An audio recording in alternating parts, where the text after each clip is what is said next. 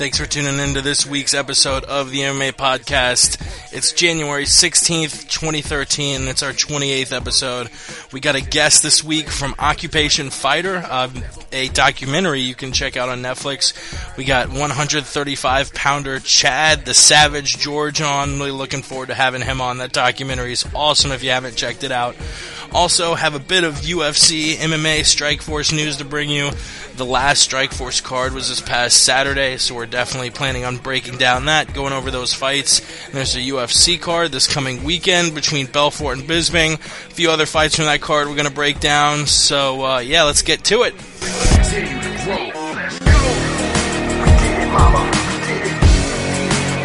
it for the love of the game. We did it, mama. I did it for. Yes, mama. The game will never be the same. We did it, mama. I did it for. And thank you for tuning in to the 28th episode of the MMA Podcast. I'm here with my co-host and compadre, Chris Lowe, board-certified physician, addiction medicine specialist. How are you doing, buddy? I'm doing fantastic, man. Another day in the life of a board-certified, whatever that thing is. And, yeah, man, it's been an interesting week, man. Lots of MMA news, and looking forward to the show. Yeah, for sure. It's going to be a fun show. I saw that Occupation Fighter film a little while ago. Actually watched part of it again today. Really compelling documentary. It's got a lot of fighter cameos. You got a little bit of Josh Barnett, Dan Hardy, Mac Danzig, Misha Tate. Anyone else I'm forgetting? Yeah, Thomas Denny as well as Gabe Rudiger. Was Guida in that, or am I fabricating that in my head? You may be fabricating. He could have been in it for a second. I don't remember seeing his dumb face. I saw Guida at the House of Blues a couple months ago in Chicago. Maybe that was it. But nonetheless, Chad George on in 12 minutes. We're going to have him on at the top of the show, but he wanted to reschedule, and we're super flexible. So, yeah, we have no problem. We're so flexible. Pushing up. We're so fucking flexible, yeah. Yeah, so we'll have him on in about 12 minutes. Yeah, big thanks to Chad, and big thanks to our listener as always. Also a big shout out to Jay, the manager of Chad George, who actually this is our first interview. Every interview, it started with me reaching out to someone on Twitter. This is our first interview where they actually reached out to us. His manager tweeted me asking if I wanted to have Chad on the show. Told me about the documentary. I watched it. I said, hell yes, we'd like to have him on the show. Really good documentary there, so I'm looking forward to chatting with him about all of that. So yeah, a big thanks to Chad, big thanks to Jay, big thanks to our listeners as always. Listen to us on iTunes and YouTube and all that good stuff, and our partners at MMA Mental across the pond. Dude, they're making waves, they're doing big things, they're getting media credentials, media passes, all of that. It's really awesome what they're doing over there. If you want to call in, the number is 213-457-3380. You can tweet us too at the MMA Podcast, and we'll read your tweet, react, and all that good stuff. And yeah, as always, you can visit us, themapodcast.com. The show is Wednesday, 9 to 11 Eastern, 6 to 8 Pacific, and the roundtable is 7 to 9 Eastern every Thursday. So I guess enough with all that administrative stuff. I guess, yeah, let's go to the Strikeforce card first if we're not going to be having Chad on at the top of the interview. And before we actually talk about the card itself, it's kind of sad. It's the last Strikeforce card that there's ever going to be. Started off as a local San Jose show and eventually became, the second biggest promotion in the world behind the UFC before it got bought out. What was your favorite Strikeforce memory? They had, I think, 62 or 63 cards total. What was your favorite memory out of all those cards? That's a great question, man. And just to kind of say, Strikeforce has been a long-standing favorite of mine. The announcing I didn't necessarily like, but they had the pageantry, they had fireworks and smoke and stuff like that, which I feel that, in the UFC it wouldn't be a fitting thing, but in Strikeforce it really helped out. It had some pageantry. And I've been watching this promotion since, probably late 2008, early 2009 when they actually made that Showtime deal. That's when I started really watching it. And there's been a lot, man. I mean, the Thompson-Melendez rivalry, Kung Lee getting knocked out by Scott Smith in dramatic fashion in the third round really comes to mind after he was getting dominated, Scott Smith being the comeback kid. Diaz versus Daly, anything involving Cyborg and Miesha Tate and Ronda Rousey's rivalry come to mind. I can't really pick a favorite, but if I had to, I would have to say the myth of Fedor getting busted, because I've never been a Fedor fan, and to kind of be proven right, that felt good to watch that. Even though I don't want to see someone fail, I felt kind of vindicated seeing him fall in 3 fights in a row. For sure, and actually just got a text message from Chad. He'd like to push it to 6:30, so we're going to have him on in about 23 minutes at the top of the next half hour. For anybody listening live, it'll be at 6:30 Pacific, 9:30 Eastern. For everybody listening to iTunes, I guess that translates to about 23 minutes from now. So, yeah, we can go into Strikeforce sort of in depth, I guess. If it's going to be a little bit before we call up Chad, God, you're totally right. There's so many memories I really affiliate with Strikeforce. And as someone who sort of got into watching mixed martial arts later on, I really wish I'd been a big fan around the Pride days, but I just wasn't. But Strikeforce was sort of my, I don't know if I want to call it my, the people who started watching MMA later. That was sort of their version of Pride, even though it was much different in that it was not different rules. You didn't necessarily have the same levels fighters as you did in Pride. But yeah, a lot of memories, man. You had a Strikeforce event go down at the Playboy Mansion. You had a lot of names come in, and you saw a lot of career resurgences. You had Nate Marquardt, even though he kind of took a little bit of a dive in that last fight. His career got back on track when he knocked out Woodley. You had Henderson, who left the UFC after, I guess his last fight in the UFC was that Bisping fight? Yes, that was his exodus, was that fight, correct? Somehow the UFC didn't keep him around after that fight, and he moved on to Strikeforce. You saw a resurgence in his career. He did lose to Jake Shields, but after that he really roared back, got the light heavyweight strap, beat Fedor Emelianenko. Obviously, you saw the resurgence of Fabricio Verdum, the resurgence of Nick Diaz. It was a great promotion. But if I had to choose one individual moment, I might go with the submission of Fabricio Verdum over Fedor Emelianenko. Fedor was the talk of the town. Everyone wanted to match him up against Brock Lesnar. He was probably regarded as a better fighter than even Anderson Silva, just simply because he didn't have a loss on his record. And when he lost to Fabricio Verdum, that kind of put things in motion. Obviously, he took the Silva and Henderson losses after that, which kind of put his career on a negative slope and really hurt his legacy. I think we would have thought of Fedor as an all-time great, and I think we still will, but those 3 losses in a row really take a chip out of his legacy. You have anything else you wanted to add about your favorite moments and memories of Strikeforce? Rest in peace, never die. One thing I really want to say is that Strikeforce was really integral in the emergence of women's mixed martial arts. Now, Bellator did have a women's league, bantamweight, but they didn't have the kind of street cred nor the exposure that Strikeforce did. And without Strikeforce, women's mixed martial arts wouldn't be where it is today. They brought up Carano, Kaufman, Cyborg, Tate, and Rousey. So I think that's one thing that we can always look at Strikeforce as kind of the birth of women's mixed martial arts. Yeah. I never really thought of that, but Carano Carano and Cyborg and Rousey versus Tate, those were the two defining fights to really get women's MMA off of the ground into the UFC. And don't forget Conan, Marlos Conan as well. Yeah, and Marlos Conan, obviously a big name there before losing to Miesha Tate.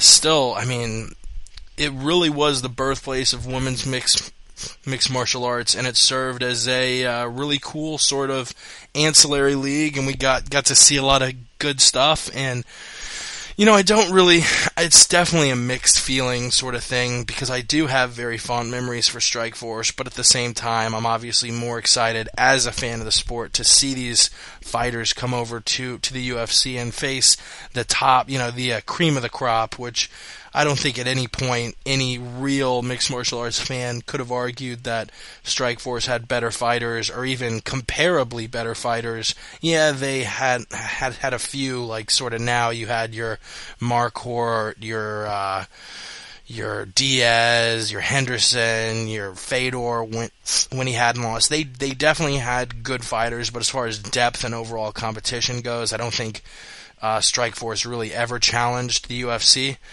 But yeah, just as a fan of the sport, I'm really happy to see him move on. And yeah, man, it's sad, but I'm happy to see the UFC get even better. Yeah, it's only going to get better.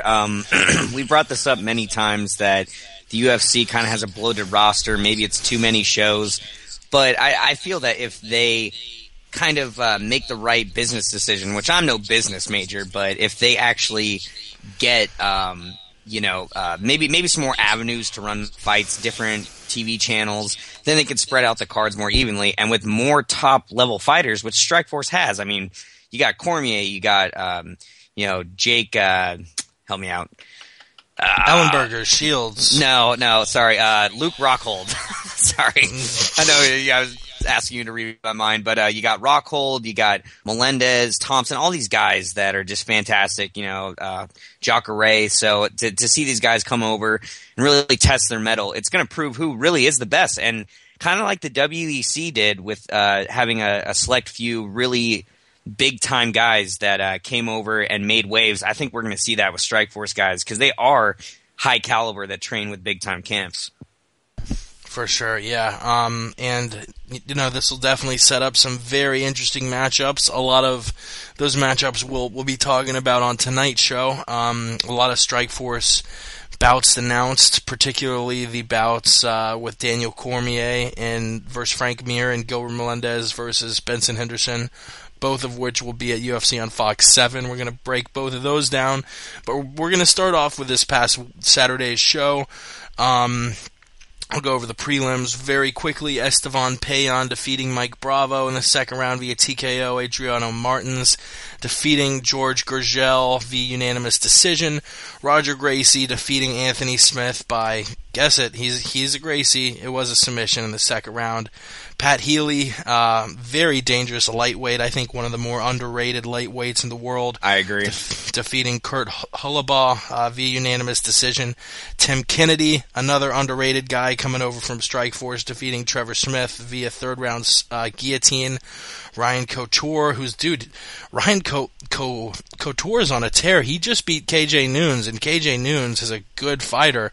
And KJ's coming over to the UFC as well as Couture.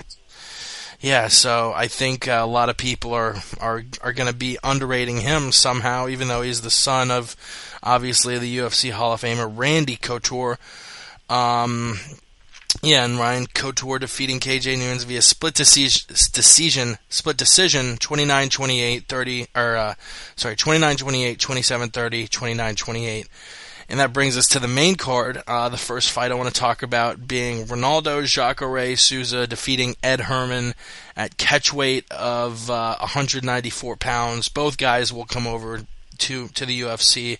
Herman actually was I think the only guy or one of two. I'm not. I He's don't the only have it one. in front of me. Yeah, he was the only one after the Zuffa takeover of Strikeforce that went from the UFC to Strikeforce on lease. Yeah, sort of on a lease, soccer style. But the only stipulation was that he be let back in the UFC win-or-loss, which turned out to be a smart proposition because Jacare defeated Ed Herman via Kimura in the first round. Jacare looks extremely good. He has crisp hands, knocked out Derek Brunson, and obviously he's one of the best jiu-jitsu guys in the world. Jacare probably will fight in the UFC's middleweight division. One day, hopefully, I hope we see Jacare versus Damian Maia. I know Maia's moved down to welterweight of recent, but they're arguably two of maybe the top 4 or 5 grapplers in the UFC. Honestly, they might even be the top 2. I can't think of anyone who's better at jiu-jitsu in the UFC better than Jacare and Maia. Can you? No. Well, as far Ronda as Rousey maybe, but she's pure jiu-jitsu. No, I really can't. I think that those guys are the ones that. You bring up a good point. Those guys are savages on the ground. I would have to say, you know what, man? Frank Mir. Frank Mir is probably the only other guy that belongs on that list. Mir also very technical as well. And probably the last guy in the world I would want to fight, because I would much rather get my face bashed on by a I don't know if I'd say Junior John Dos Santos. Fitch. I would rather get my face bashed in by a UFC fighter than have a UFC fighter take my back, grab my wrist, and snap my humerus bone in half like he did to Big Nog. That was your gorilla arms. That was not. Yeah, and I'm built like an ape. For somebody who's 6 feet tall, having a 28-inch inseam, like the length of your legs, that's just stupid. I have friends the same height who have legs 6 inches longer, but I have like monkey arms. That's ridiculous.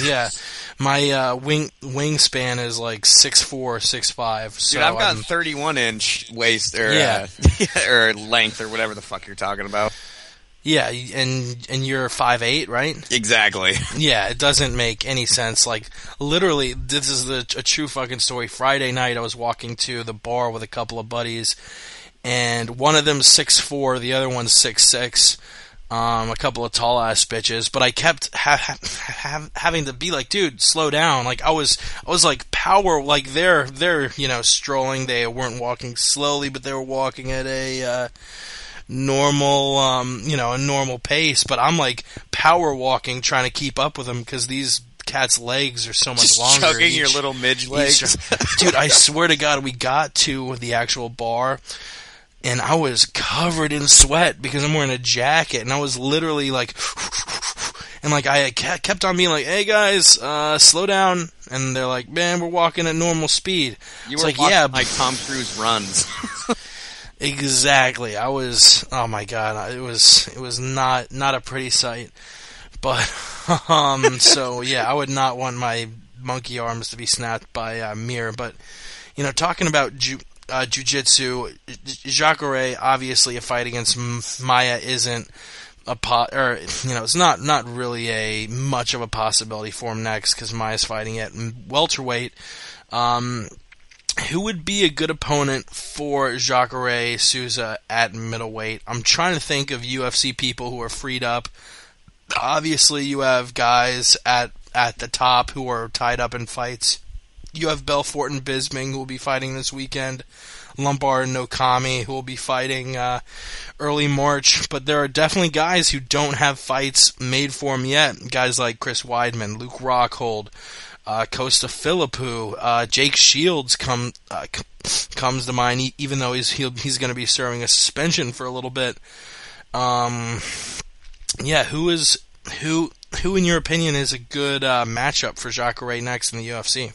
Well, that's a wonderful question. I'll get to that. One thing I want to say about Herman real quick is that you can't take anything away from Herman. He's had ups and downs in his career, but he's had a real resurgence. I mean, he did lose against Jake Shields, but that was kind of just a wet blanket kind of a match, so you can't take too much away from him. from him. And before that, he had submitted Clifford Starks, Kyle Noak, and TKO'd Tim Crater. So he's looked real good lately. I think it's just the fact that he came in there on 8 days' notice. I mean, he looked a little pudgy, so don't take too much away from that guy. He's a real force. But Jacare, you brought up some good matches.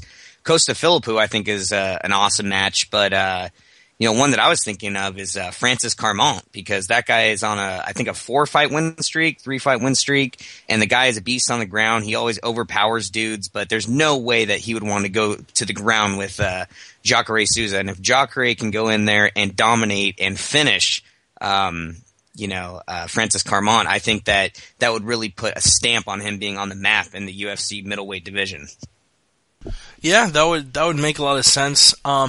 Personally, I like that fight stylistically, and I do like it if the UFC decides to take the approach of taking it slow, not pushing him into a top fight.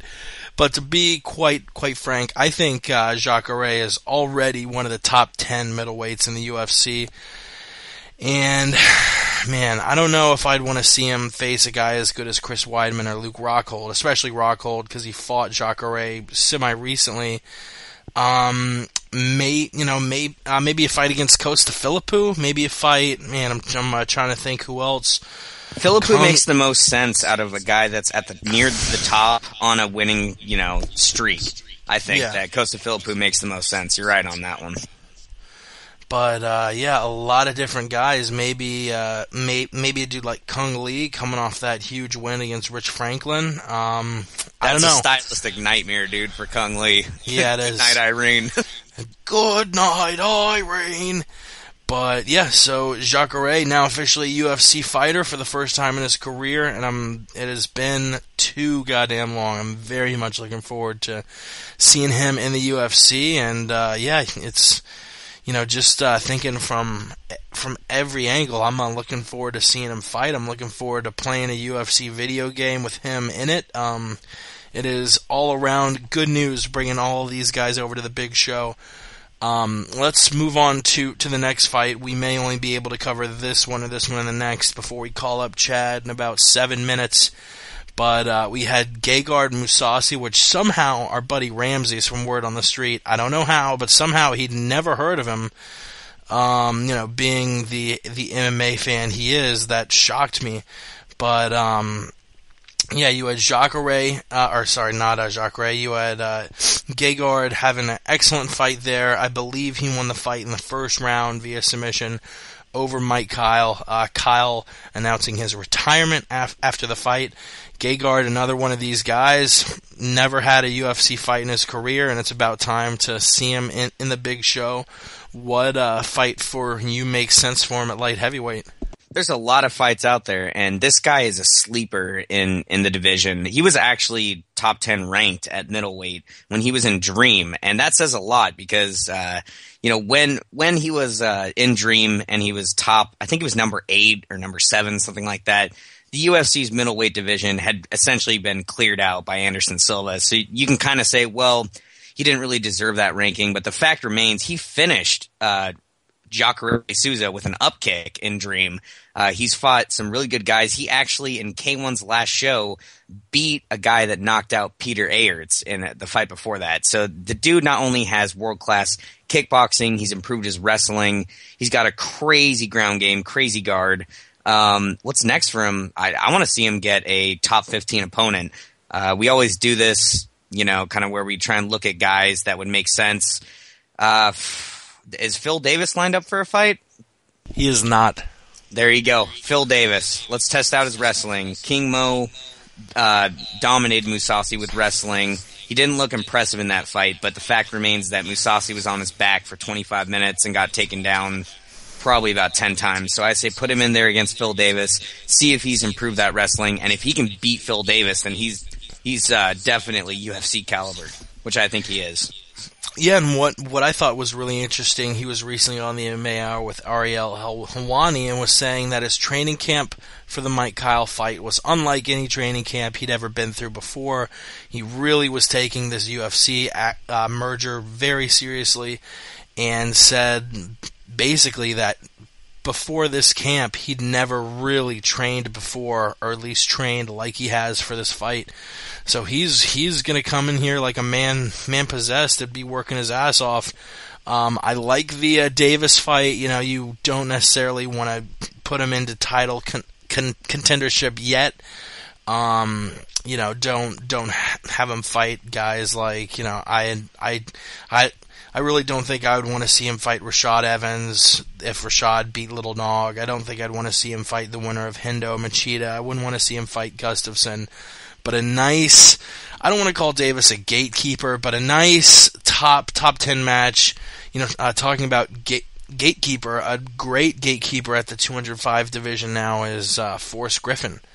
He hasn't fought since July. I think a fight against Forrest Griffin would make a lot of sense. You know, I don't really like that match simply because, in my opinion, I think that Mousasi is a couple levels above Forrest. Forrest was pretty good back in the day when he was fully motivated. Like we've said time and time again, he's fallen from grace. He doesn't seem like he wants to be in there. I think Mousasi would finish him within 2 rounds. Something about the training that you brought up is that Mousasi is one of those guys like BJ Penn who relied on natural talent over working hard. So to see him really put in the work, I think he's going to be a monster. And one other fight that I was thinking about actually 2 other fights I was thinking about is what about the winner of Bader versus Matyushenko or the winner of Jimmo versus Tahuna?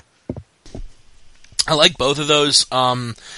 You know, the winner of those will be in the top 20 of the 205-pound division, which I think is very appropriate for Gegard. Jimmo and James Tahuna, the winner of that, both of those guys are actually stylistically pretty similar.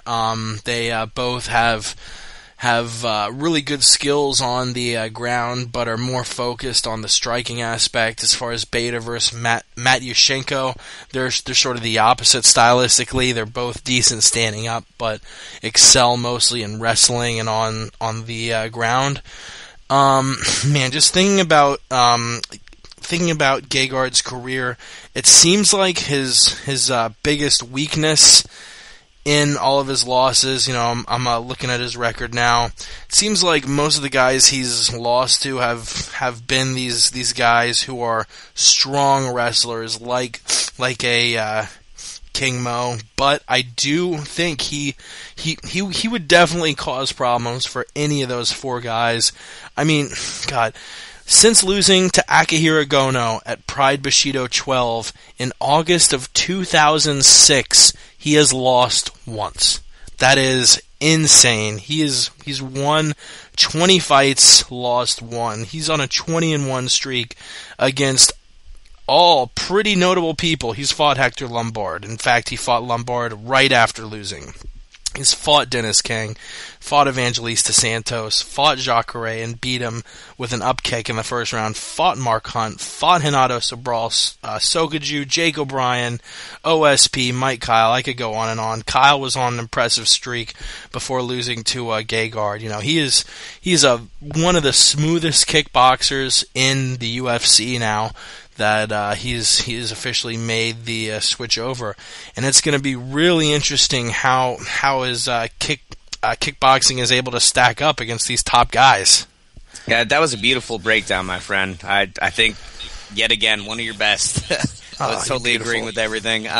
You beautiful bitch. Yeah, one thing that you said is that he seemed to be dominated by these wrestlers, and I agree he got dominated points-wise, but if you go back and watch that fight, it is a boring fight against King Mo. He was very active on the ground. He was threatening with submissions. It was kind of one of those Demetrius Johnson, Miguel Torres' rackets where, King Mo had lumps on his face. Mousasi was untouched. King Mo had to get like 4 or 5 IV bags put in and was crying after the fight. Mousasi looked like he could go to the club. So he definitely got dominated points-wise, but didn't actually look damaged whatsoever. So I think that with his improved skill set and saying that he's training diligently on his wrestling, I think a lot of light heavyweights in the UFC are in trouble. Definitely. And speaking of being in trouble, we'd be in trouble if we didn't call up Chad George now, because it is 6:30 p.m. Pacific. So let's ring him up, see if we can get him on the horn. Let's see. We hear the ringing soon. There it is.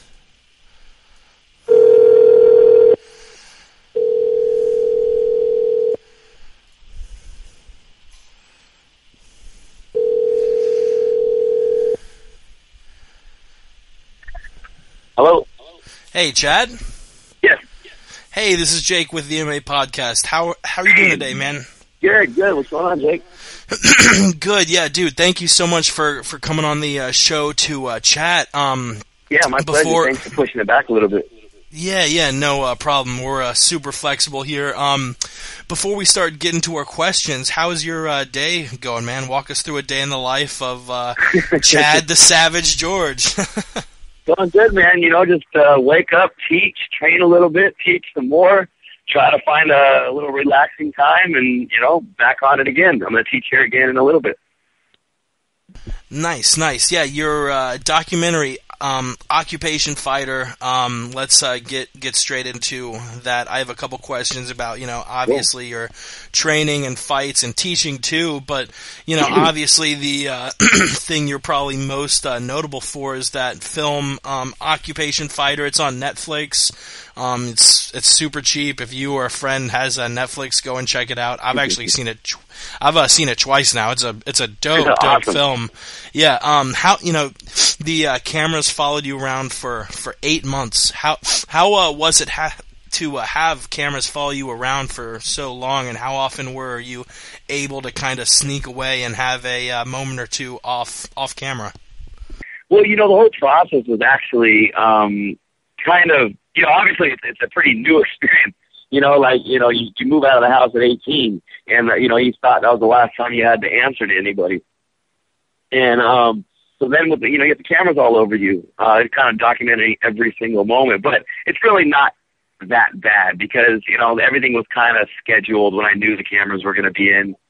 And, so it was all documented, when they were going to come in. But, the times that things were going on, sometimes it did get pretty tough having the cameras on. Hey man, this is Chris, the co-host of the podcast. Glad to have you on, Chad. Yeah, thanks for having me. No problem, brother. So let's talk about this documentary, man. I'd heard the name, but until Jake told me to go and watch it, I wasn't really sure what I was getting into. I remembered you from the WC days, but watching cool. it, man, I'm a real huge fan of film. I'd consider myself a film buff, and this is a really, really well made film, dude. Just the cuts and the precision and intimate moments, man. It felt like a really, really well crafted personal movie where they can kind of get inside not only your head and your honesty with how you feel about things and some dark moments and some light moments. I just wanted to ask you, how did this happen? Where did it start? Where did it begin? Well, it was actually kind of random luck. I moved in with my girlfriend. We got a place in Marina del Rey, and our next door neighbor happens to be this filmmaker from Germany, and he didn't really know anything about the sport at the time. And then when I was walking down the neighborhood, I had a black eye from doing some kind of training. I don't remember what it was, and his wife had asked my girlfriend, why, what was up with the eye, it was kind of conversation. And she told her, I fight, and, so she was kind of interested in it and told her husband. And so he kind of laughed and Googled my name, and, actually stuff came up. And he was really intrigued by it. And, because he didn't really know anything about the sport, he thought it'd be kind of a cool thing to sit down and talk about. So we set up a little sit down, talked about it and my story, and he was, so blown away by it. He came up with the idea of doing this documentary. And it was really more of a way for him to kind of learn about the sport and kind of get my story out there. And I think the way he put it together, it really shows his kind of learning about it and expression of what he feels about it also. I think he did an amazing job.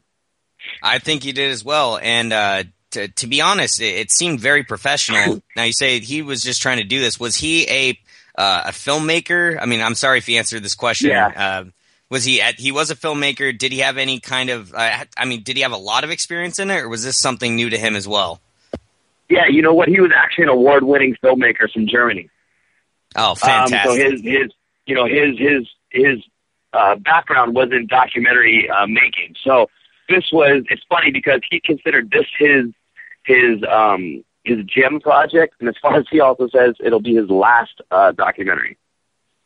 Well, what a way to go out, right? Go out on a high note. That was a fantastic movie. Speaking about art, dude, one thing that I noticed is that to get kind of in on a human or a sensitive side, they showed your art, and your girlfriend talked about how you had started as an artist and you kind of progressed that into fighting.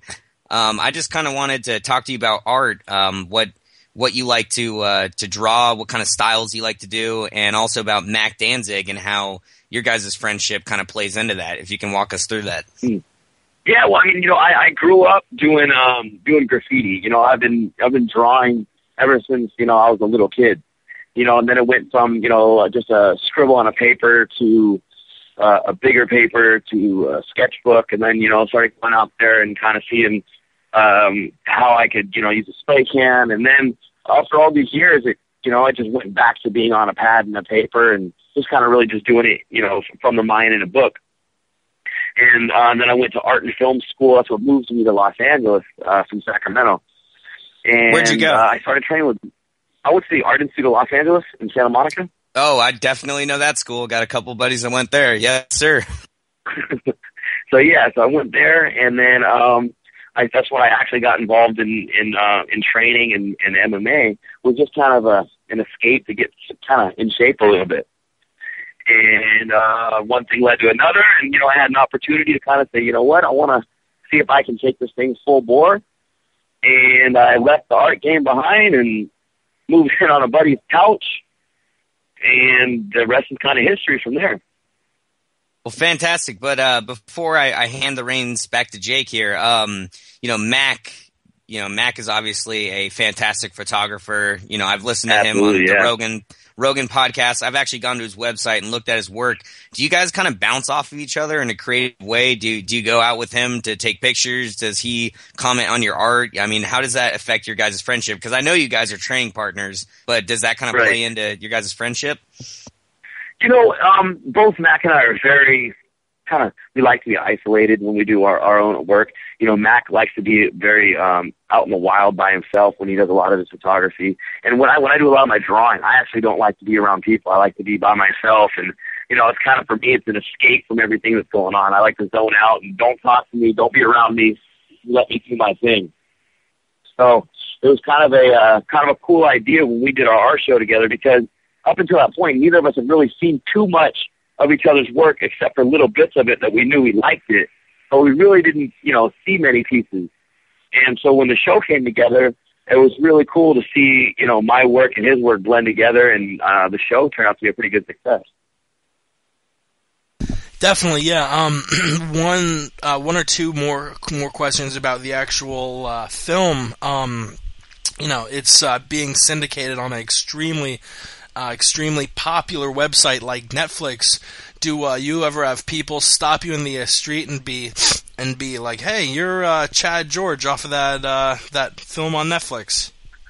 What's funny is actually, the fight game. It's funny because people will recognize you for a week or so after a fight, and that's even if they even recognize you, unless you're up in the headlines every day. But what's kind of cool about the documentary being on Netflix, people actually get involved in the story and involved in, my history, and really want to become a part of what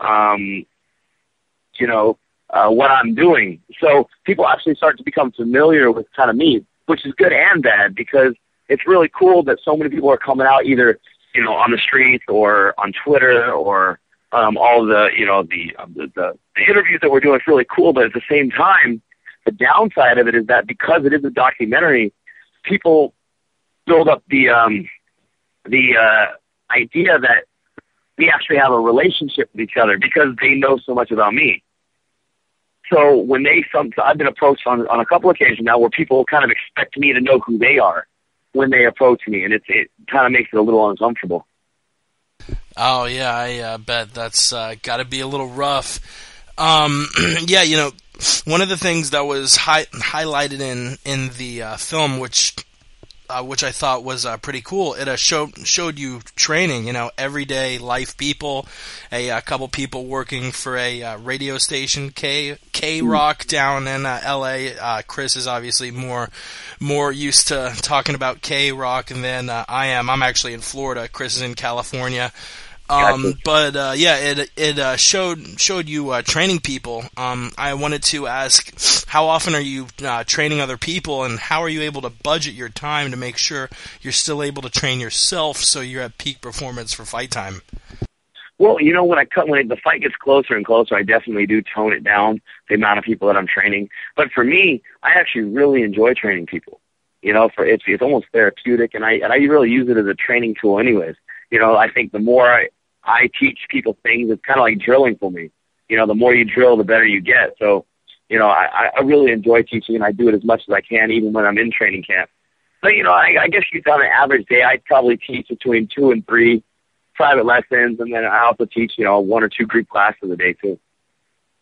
True, and talking about your training, do you have any fights coming up now? And if so, how is the training for that fight going? I actually don't right now.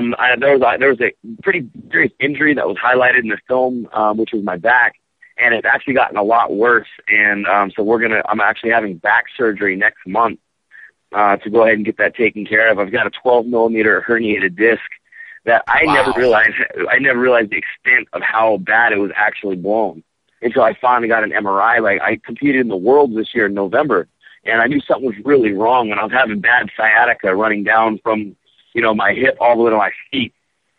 And, it was like I couldn't do anything. I had no strength in my leg, nothing. And, I'm hunched over competing at the Worlds. I knew something was really wrong. So it was kind of the worst it's been. So I went and got it looked at, and we're doing surgery. And I'm actually really excited about it because it's been an injury that we've been masking for a long time. We didn't really show it in the film because I didn't really want people to see it. But, the last 3 years I've been shooting cortisone on my back just to make sure I can get the fight. And, it's just not good. It wears down the tissues, and, you're just masking the problem. So we're finally going to get it taken care of. I'm really excited, because I think this year, and I'm really determined, and I believe it, that this year is going to be the biggest year of my career. But in order for me to do that, I have to be 100% healthy. So we're going to go ahead and take care of the surgery, get my back healthy and strong again, so I can get back to doing all the strength training, all the conditioning, and really highlight what I'm capable of. All right, yeah, we actually had Nate Corey on a month or 2 ago, and he was talking about his back problems, back surgery. Actually started up a foundation to go around and talk to people. I forget what it's called, but it's a specific type of procedure. Have you ever reached out or talked with Nate, regarding your back and those issues? Funny enough, Nate actually reached out to me, and we talked a little bit on the underground on the UG. But I think there was like a drop of communication somewhere. I probably shoot him another message just to touch base. But it was really cool that he even reached out just because of the injury. Yeah, he's a really cool guy. I think he stayed on longer than any other guest, and talked about his crazy upbringing with the Jehovah's Witnesses, a bunch of stuff. He's definitely got a wild story. One of the things I wanted to ask about is your fitness and nutrition. You're obviously really keen on it from watching the film. I wanted to ask which weight you normally walk around at during the fights, and also, now you're not training for a fight, but just waiting to get surgery next month. Are you still being as vigilant with your diet and keeping it clean, or are you giving yourself a little cheat period now? The younger me would have been full blown cheat. But now that I'm getting older, I'm going to be 31 this year. It's like I can't even afford to eat an extra, serving of chicken, without getting. So, but you know what? I used to be a lot heavier walking around than I am now. I think I've just gotten a lot more conscious of the things that I put in my body. And, you know, I think I'm sick of just feeling crappy when I eat horrible food. You know, I used to get as high as 161, 162 pounds outside of fight camp. And, you know, I fight at 135. But this time around, it's funny because I'm not training as much, and I'm still eating the things I want to eat. But luckily, the junk food's just not there anymore. I'm not eating any processed foods. I try to eat a lot of greens. You know, being friends with Mac, he really turned me on to a pretty awesome way of living. You know, I don't eat fully vegan, but when I do, I actually feel really great. And, you know, I try to eat as much of that as possible. So, like, right now, I'm actually only walking around at about 153 pounds. Oh, wow. Yeah, that's definitely a cut down from your younger days. Speaking of those younger days, your first fight was in 2005 against Daniel Vasquez in Tijuana. That was before that was before California had legalized MMA. I guess that would be amongst other things. But yes, it showed the fight, and my favorite kind of a fight is a comeback, sort of like a Tim Boetsch fight where he just gets beat on the first couple rounds and then roars back. And your fight was that exact same thing. Sort of walk us through, you know, what it was like going in before the fight, and then during and obviously after the fight, where you were able to come back and start your career off 1-0. I was so unbelievably nervous. It was ridiculous. I didn't even know what was going on. You know, it was one of those things, like, I took the fight on such short notice. I really didn't even have time to process anything that was happening. You know, I had been training like a month or two or something like that only, like, you know, just coming out of the art environment. And so when I got the opportunity for the fight, it was my coach at the time kind of just said, hey, I'm just throwing this out there. You know, do you want to fight? And I'm like, what are you talking about fighting? Like, I don't even know how to train. You know, I've wrestled, and that's all I knew.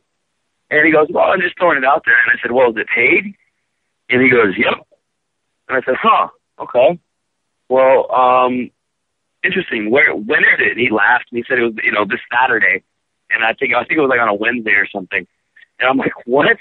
You're actually asking me to fight on a Saturday? Like in a couple days? And long story short, I said yes, and we went to Tijuana, Mexico, like the next day, and I fought out there. It was just, it was like, to me, I'm just going to go get in a scrap. That's all it was. I didn't really ever think it was going to turn into this. And I think the rush that I got going into that thing was like heroin going into somebody. And it was one of those things I was like, more, I need more. And that's kind of what happened. Yeah, you know, you obviously have had a good career, 14-7 now. Sort of, what has changed from, or just as far as your pre-fight routine goes, what has changed from your first fight to now? Let's see here. Well, considering we didn't have amateurs back then, the first half of my career was all trial and error. You know, I'm trying to figure this stuff out as I'm going. Yeah. You know, so I'm taking fights trying to figure out, do I know how to strike? Do I know how to ground and pound? Do I know how to do anything? But we only had the ability to do it while we were in the ring, you know, so it wasn't like we had the feeling out fights. So my early, like, kind of pre-fight rituals was I used to scream and yell and just get myself hyped up to get ready to fight. And that's, you know, kind of where my nickname came from, because I was just kind of this fireball.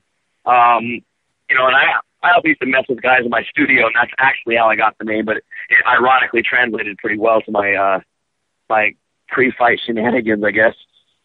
And now I just like to be calm and relaxed. I don't even like to talk to anybody. I like to sleep, relax, hang out, just chill. Don't even put too much pressure on it.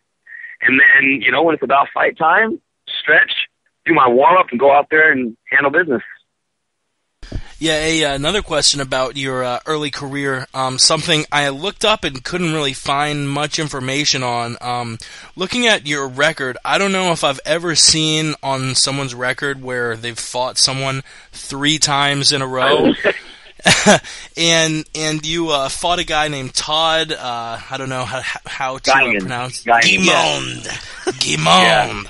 But you fought him 3 times in the span of about 5 months, and sort of coincidentally, every fight ended by the same means with a rear naked choke. Why did you fight him 3 times in a row? I looked it up and couldn't really find much info on that. All right, so here's how it all went down. It was actually kind of a silly situation. My first fight, I went out there. I was 3-0, I think, when I fought him. And I was fighting for my first title for an organization that was kind of getting really popular here in LA. So I fought him for the first time, and I basically knocked him out. But I got too overzealous, and one of my buddies that describes it, I actually woke him up, opened his guard, threw myself in his guard, and said, "Choke me." I really had no jiu-jitsu at that time. So I ended up losing my rear naked choke with like a couple seconds left in the first round. They gave me a rematch because it was kind of a exciting fight up until that point, and they thought it would be an awesome way to promote another show at a bigger venue. So we went out there and fought again. This time I learned a little jiu-jitsu, and I took him down, and I won my rear naked. The third time was a 5-round fight. And in the third round, he had grabbed like a front headlock on me or something. And because, the third fight, let me back up a little bit. The third fight, they were like, "You guys are both 1-1. Let's give it a third fight. See who's really the champion." So I said, "Okay, cool." So we fought in the third round. He had me like some kind of weird front headlock. It was no big deal. His corner's yelling at him, "He's out, he's out, he's out." The referee thinks that they're telling the referee that I was unconscious when they were really saying I was out of the hold. Ref runs over, stops the fight. No way. That's bullshit. Wow. God, we've seen some horrible refereeing in the top level shows. Man, that's a shame. It was hard, and and they were like, "Well, let's do it again." I'm like, "No, we're not doing this again. It's not what we're doing." Wow, I was sort of expecting maybe, seeing you fought 3 times in a row, maybe the first or second fight was controversial, but the third fight ended up being the controversial one. Wow, that's and that's the thing, when you see things on paper, you don't see that, Yeah. Yeah, you after that loss against Todd, you went, I guess, 7-2 or 6-2, and then got brought into the WEC. Sort of compare the anxiety from your first fight to your first fight on a big stage in World Extreme Cage Fighting. I think it's 2 different worlds. You can't even compare the two. My first one was an adrenaline high of I don't know what the hell's going on because I don't even know if I should be doing this. To my first fight in the WEC was just amazing. I was so thrilled to be there. But it wasn't until I fought Scott Jorgensen that I really understood what people meant by don't let the big show jitters get to you. And I didn't understand what that meant because my first fight was at the Palms. And it was like 5,000 people. But when you jump up in scale from 5,000 to like 12 or 13,000, man, that just threw me for a loop. I just, you feel the crowd, you feel the energy, and I just lost complete focus. And it showed in my fight. I looked horrible. I made a dumb mistake. And, my hat's off to him. He did what he's supposed to do. But that just, I let it get to me. Dude, you basically just answered my question. I was trying to think of a way to bring up that Scott Jorgensen fight and try and make it, nice what happened, but you just basically answered my question, Chad. Thank you. No, look, it is what it is. I used to be really bent out of shape at it, and that was actually I got in a pretty big depression and funk after that fight. I let myself go. I got up to 167 pounds after that fight. I was like, you know what? I'm done. I don't need to do this anymore. Like, I don't belong here. I went through that whole stage.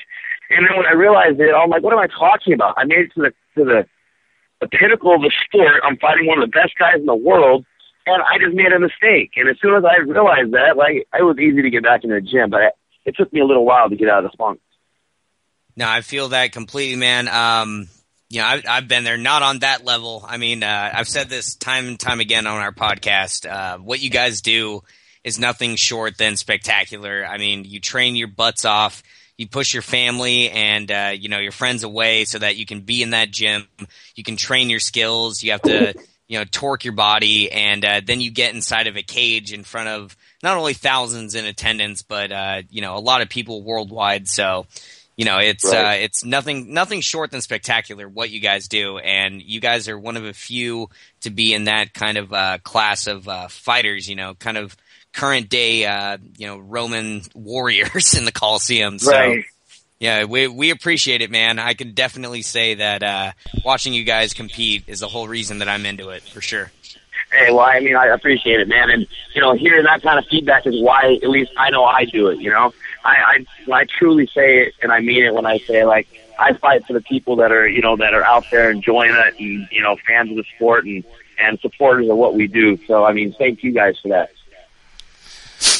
For sure, yeah, man. You really, that documentary, Occupation Fighter, it is an inspiring ass film.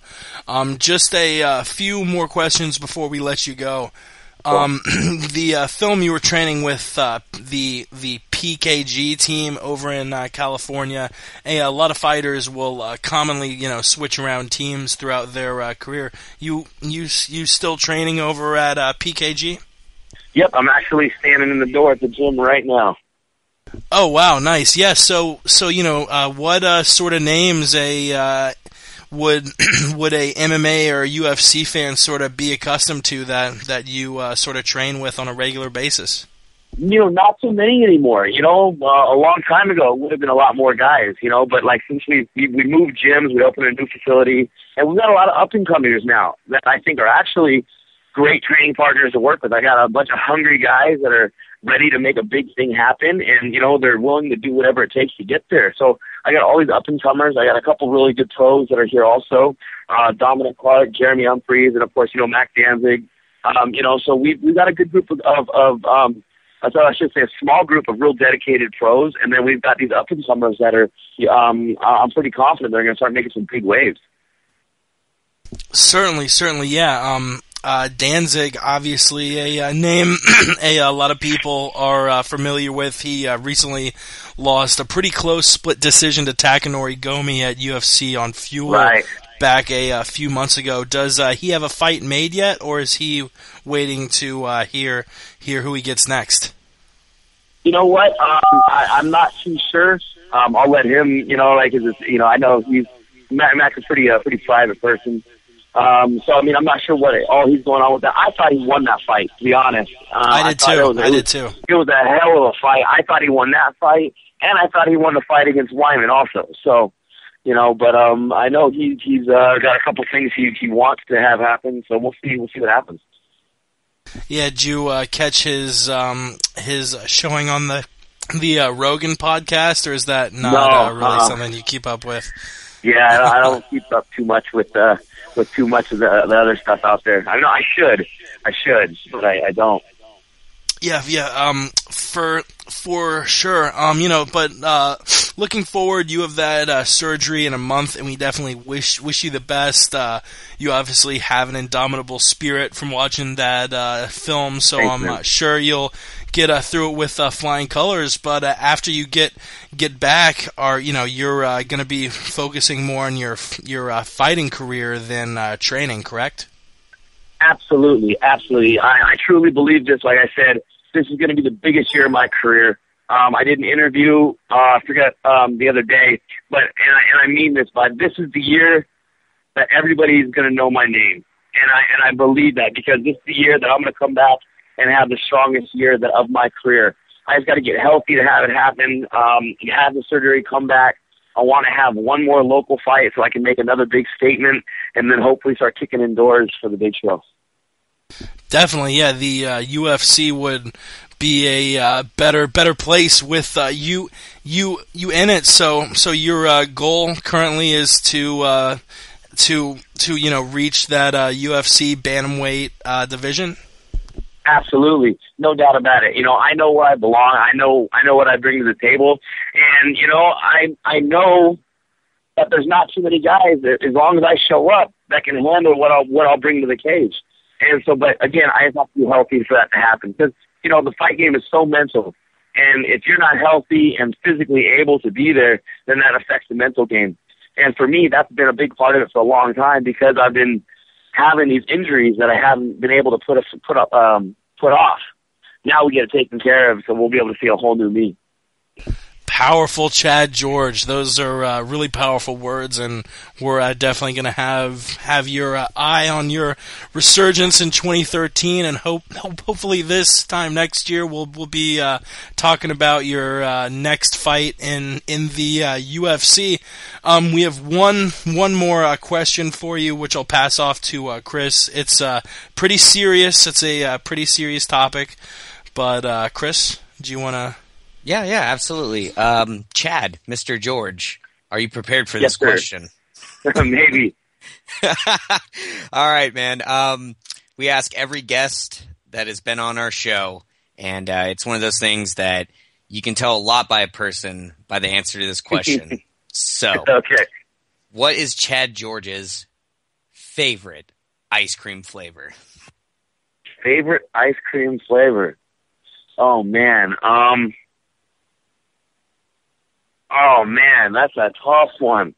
Bum bum bum. You gotta ask the kid who I'm a sucker for cookies and ice cream. So now I'm like going through all the archives. I'm seeing all this stuff in my head. Now, oh man. Let me think. Imagine Baskin Robbins in front of you. Actually, you know what? That's actually pretty easy now that I think about it, because I used to be really big into ice cream and all that stuff, but I'm more into frozen yogurt now than anything. I think ice cream gets a little too sweet for me. I actually eat a lot of coconut ice cream also. But I guess if I'm going to go on a limb with it, I'm going to say a chocolate peanut butter ice cream. Ooh, chocolate peanut butter, strong choice. Yeah, we've gotten a bunch of answers, but I think we've only had one sort of depressing answer, and that was when John Anik told us that he was lactose intolerant and couldn't eat ice cream, and whenever his family went to Dairy Queen, he would order a hot dog. I don't think I've heard a sadder story in my entire life. It was very sad. Oh, that's funny. Yeah, buddy. I'm going to say chocolate ice cream with chocolate and peanut butter ice cream, and I'm sticking to it. Ooh, chocolate and peanut butter ice cream. Yeah, I forget.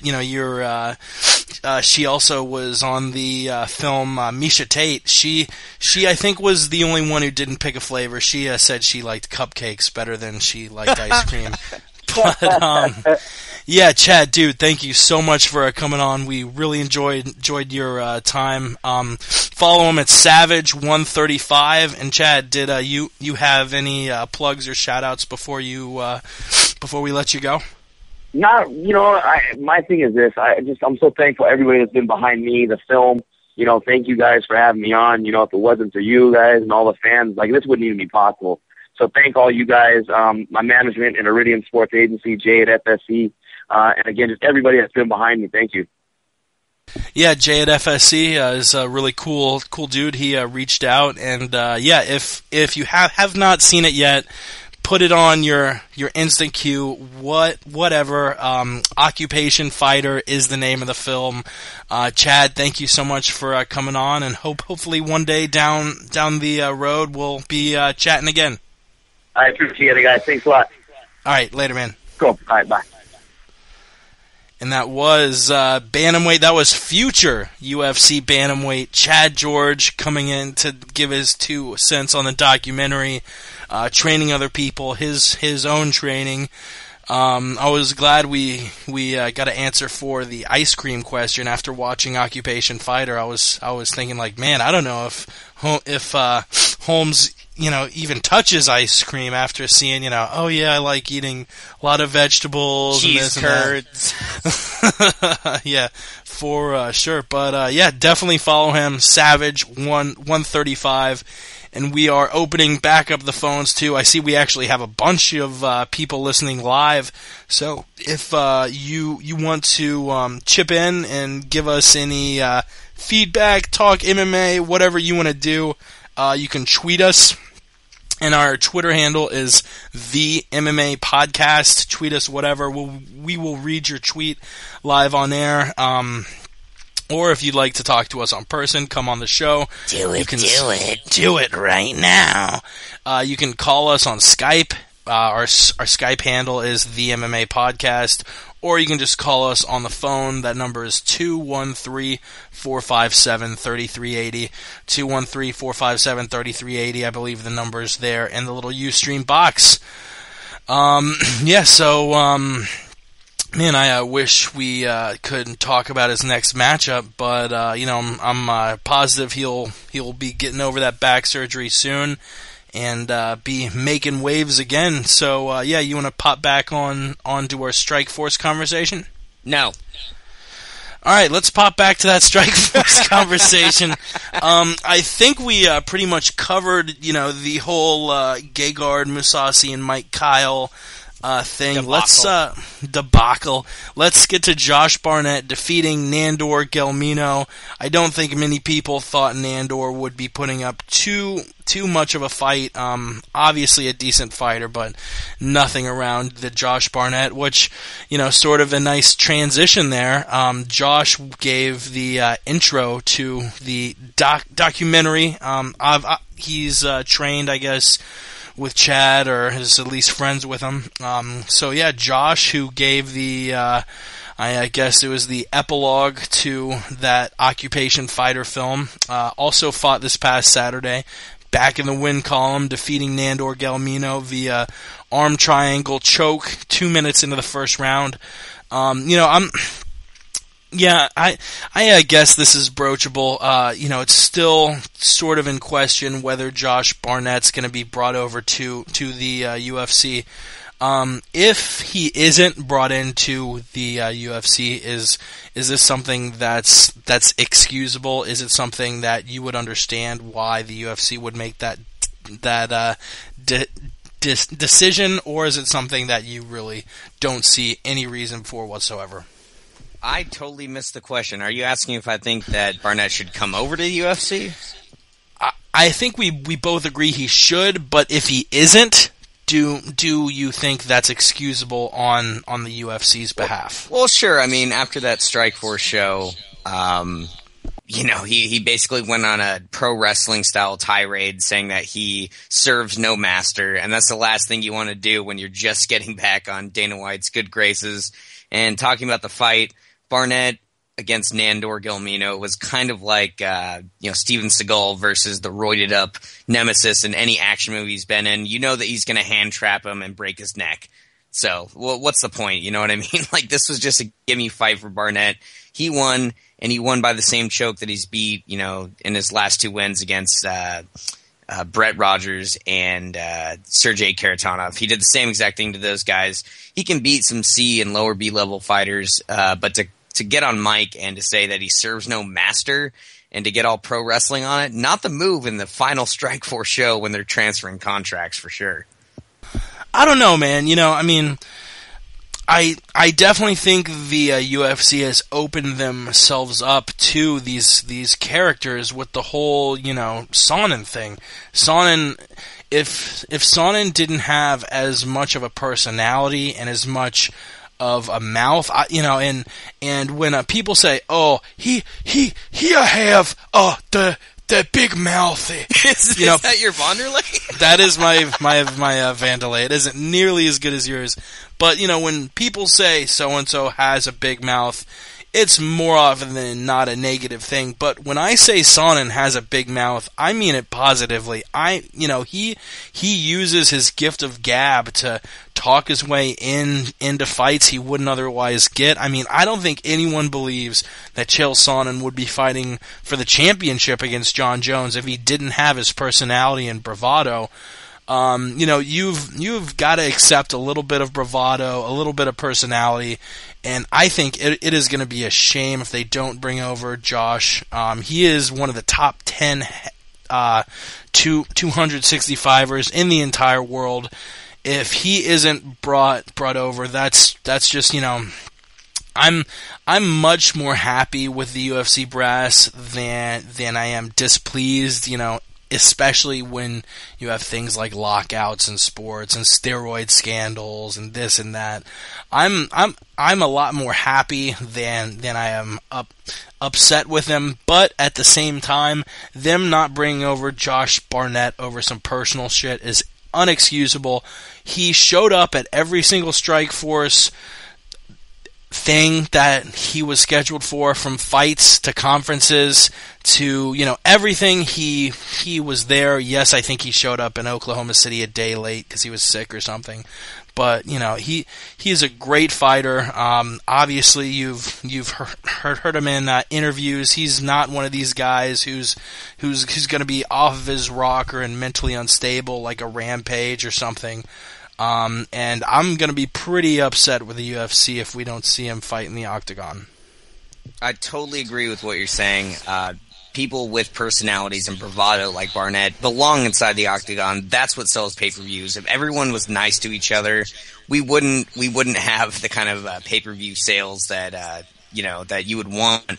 But the issue that I have with Barnett is that he, in a kind of roundabout way, called out the promotion. I answer to no master, and obviously that's a jab at the UFC. Now, did he directly do it? No, but Dana's a smart guy. He can see that. So I think that was a dumb move. Do I think he deserves to be in the UFC? Absolutely. I mean, he went 25 minutes with Daniel Cormier, and Daniel Cormier came out of that fight with a swelled up eye and pop marks all over his face. So absolutely, I agree with you that Barnett had one or two fucked up hands, Faber style. Right, exactly. I think that Barnett is one of the best in the world, even at his advanced age. How old is he? Like 34, 35 in the fight game? That's pretty ridiculous. But Barnett? Yes. Let me see. Josh Barnett is 35. There you go. So I think that he can still hang. His skills haven't deteriorated whatsoever. So, yeah, I think it would be a travesty if he didn't grace the octagon yet again. For sure. And let's just assume he does. Lots of guys in the heavyweight division right now. Obviously, Kane just beating Dos Santos for this strap. You have Alistair Overeem and Bigfoot Silva fighting in about 2 weeks at UFC 156. A few other guys have scheduled matches, including Mir versus Cormier, Big Nog versus Verdum. I can't really think of anyone around there, really around his level. Two different fights I think would be very interesting. Depending on the strategy the UFC wants to employ as far as Josh, if you want to give him a start-off fight or if you want to throw him into the title hunt. If you want to give him a start-up fight, I don't know if you would necessarily call it a start-up fight, but Roy Nelson coming off that win against Matt Mitrione, I'd personally love to see Josh fight Roy. Both of them stylistically match up pretty interestingly. Both of them are savages on the ground and standing up. And I think, Roy is one of these guys who he either knocks the guy out or loses by a decision. If Barnett can keep his chin with him, which obviously he has an iron chin, especially after seeing that Cormier fight, I think the War Master might be able to eke out Roy Nelson to a decision. If you want to throw him straight into title contendership, I mentioned all those guys who are tied up right now, but, maybe a fight against Junior Dos Santos? I mean, it makes sense. He's not going to be fighting a top 5 guy after that beatdown by the hands of Cain Velasquez. Maybe a Barnett Dos Santos match would be pretty compelling. Wow, those are some great matchups, sir. And his titanium jaw would bode well in both those fights against guys with some crazy knockout power. I like both those fights. How would you feel about him facing the loser of Bigfoot versus Overeem? I like that too. I think Bigfoot versus Barnett would be an interesting fight. Both of them coming over from Strikeforce. I don't know. Did Bigfoot and Barnett ever fight in Strikeforce? I don't think they did. No, yeah, this would actually be technically a kind of a Strikeforce heavyweight fight, which would have happened because Barnett got through with the finals. And Overeem was supposed to fight Bigfoot, but then went to the UFC. Bigfoot fought Cormier and lost. So there you go. Yeah. These are some what-if fights. What-if fights indeed. Yeah, I think Bigfoot against Daniel Cormier. Obviously, before his win against Dion Staring, Cormier's last 2 wins were against Bigfoot and Josh Barnett. Bigfoot, the way he lost to Cormier so emphatically, I don't know if he would be able to get by Josh. He definitely has beaten a few decent fighters in guys like Mike Kyle, Fedor Emelianenko, obviously the gym on that, the KO of Travis Brown, which I do put stock in, but you do have to understand that Brown blew out his knee, and that's one of the big reasons why he won the fight so quickly. He has a fight against Andrei Arlovsky. Just, those 2 big losses in a row that Bigfoot suffered, Daniel Cormier and Cain Velasquez, stylistically a little bit similar to Josh Barnett in that they're just straight-up American wrestlers, and I don't know if Silva necessarily has the tools to get by Josh Barnett. Right, and we're just assuming that Overeem gets by Bigfoot, which we all think will happen, but let's say hypothetically Overeem gets, so some kind of crazy, blows out his loss. knee or something. Blows out his knee, both knees at the same time, and just hobbles. So let's say, what about Overeem Barnett? I think that would be very compelling. That would definitely test Overeem against a high-level decorated catch wrestler. I think it would. Overeem does have spectacular takedown defense and a wicked guillotine if you even are able to take him down. I think that would probably be the X factor of the fight, whether Josh was able to employ his catch wrestling and keep it in the clinch and in top position, because I think if Josh was able to get to the clinch and get to the top position, he would be able to employ some sort of a game plan. He'd be eating knees, though. Clinch is Alistair Overeem's game. Yeah, that too. Pretty much anyone fighting Alistair Overeem, if you aren't on the ground with him, on top of him, which is extremely difficult because he has excellent takedown defense, nobody in the world wants to stand and bang with Alistair Overeem. Alistair Overeem is the best pure striker in mixed martial arts, period. You have guys who are great boxers, like your, Junior Dos Santoses. You have guys who are great, kickers, like Dennis Seaver, Kung Lee, but no one is really able to just put it all together and come out with this. He has the smoothest and the most dangerous kickboxing in the world. K1 champion. I'm melting. Yeah, he's excellent. Anyone fighting Alistair Overeem, if you can't take him down and get into top position, you're gonna lose. So if Josh can do that, he'll have a chance. If not, if he keeps it standing, I don't see Barnett or anyone else for that matter really do that. It looks like we have a couple tweets coming in the last few minutes from our buddy Brad, MMA Brad 48. A couple questions. If you're Joe Silva and you've signed him, who do you put him against? I think we covered that a little bit. And his vote is Barnett versus Mir, whether he wins or loses against Cormier. Dream match I've wanted since 2004. I never thought of that. But holy Jesus, Josh Barnett against Frank Mir, that would be a fight.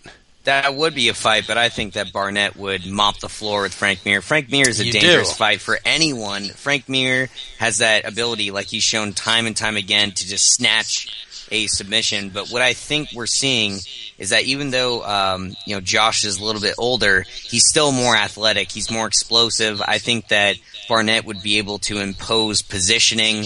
And do I think he could submit Frank Mir? That's definitely a what if. But I also think that he could control the fight. I've got Josh Barnett in the Frank Mir matchup. I do too, but barely.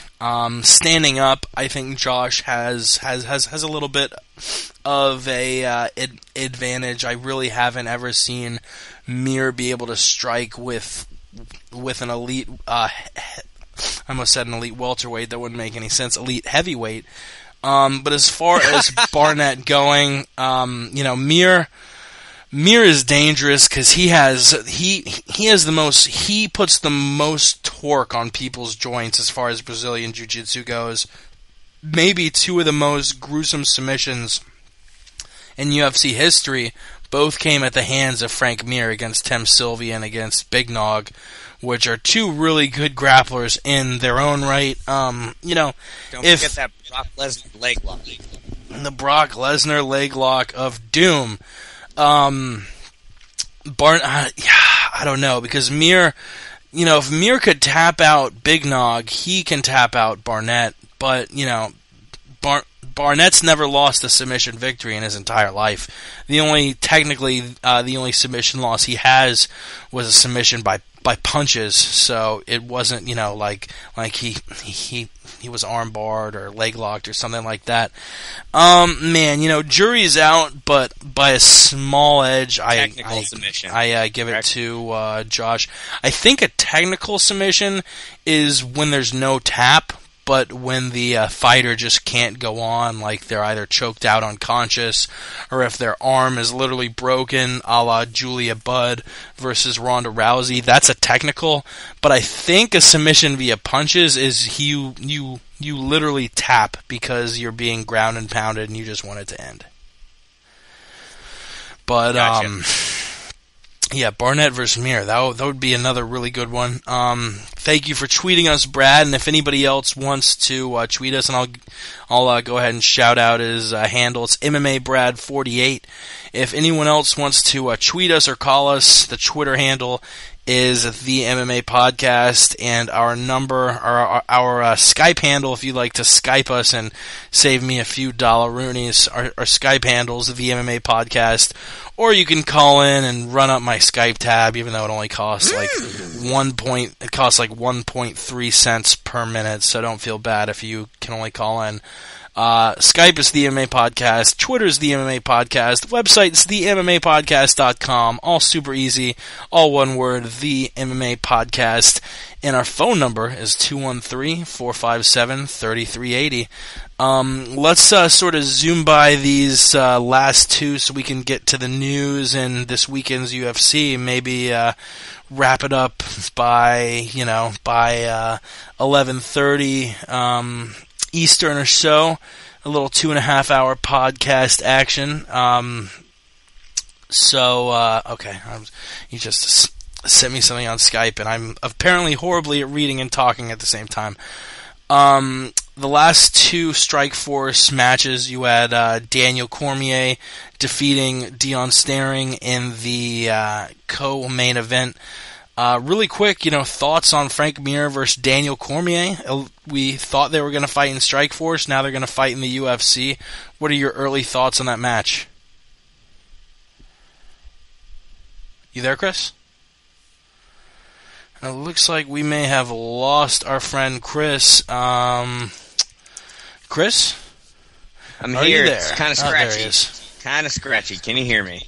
Yeah. Hey, how about you give your thoughts on Frank Mir versus Daniel Cormier, and if it will only take you 2 or 3 minutes, maybe restart and rejoin the call while I chat my face off? Sounds good. All right, yeah. What are your thoughts on Frank Mir versus Daniel Cormier? Well, I think that in this stages of their career, I feel that Daniel Cormier is absolutely 100%, without a doubt, top 4 heavyweights. I think that Frank has had a falling from grace. He can't take the punishment he used to be able to take. And even though he has the ability to snatch onto a submission, it doesn't seem like he's able to do that against this explosive crop.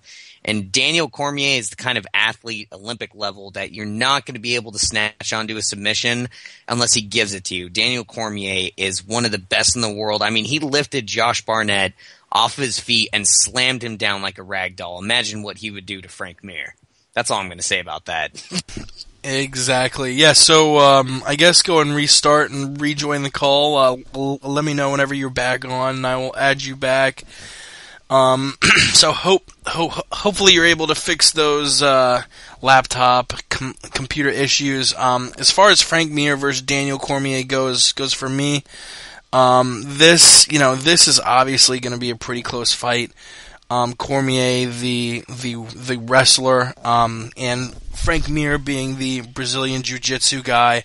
Thinking about the way they match up, though, it's just the simple fact of the matter is Cormier has looked amazing. The guy is undefeated. I believe he's 11-0 now after beating Dion Staring, which I guess I didn't mention it. He defeated Dion Staring, the Black Zillion, in the second round via TKO, showing off those heavy hands. Really has some of the best wrestling and boxing in the heavyweight division. If he moves down to 205 pounds, fights a guy like John Jones, it is going to be scary. Whenever Chris gets back, I want to chat with him about messaging him now. Are you restarting?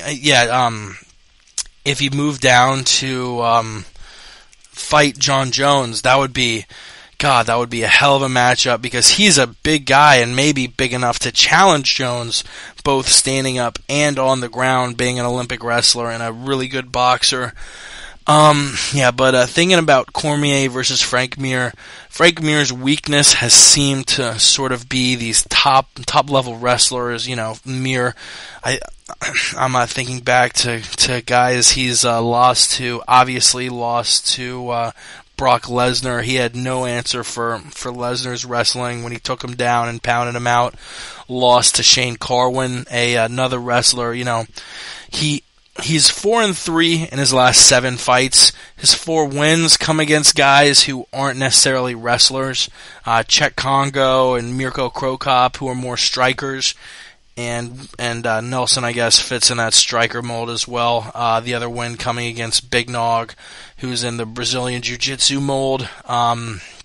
His 3 losses coming to Dos Santos, who was the champion, brilliant striker, and Shane Carwin and Brock Lesnar, who were both good wrestlers. In fact, even going down, losing to guys like Brandon Vera, who's a good wrestler, he just can't really hang in there against wrestlers who want to take him down and want to ground and pound him out. He, in my opinion, is easily one of the top 3 or 4 guys jiu-jitsu-wise in the UFC, but when he gets matched up against these tough wrestlers, he doesn't have takedown defense good enough to stop a takedown and stop him from getting put on his ass and kind of worked a little bit. So I'm not really sure whether Frank Mir would have the tools to be able to hang in there against Daniel Cormier.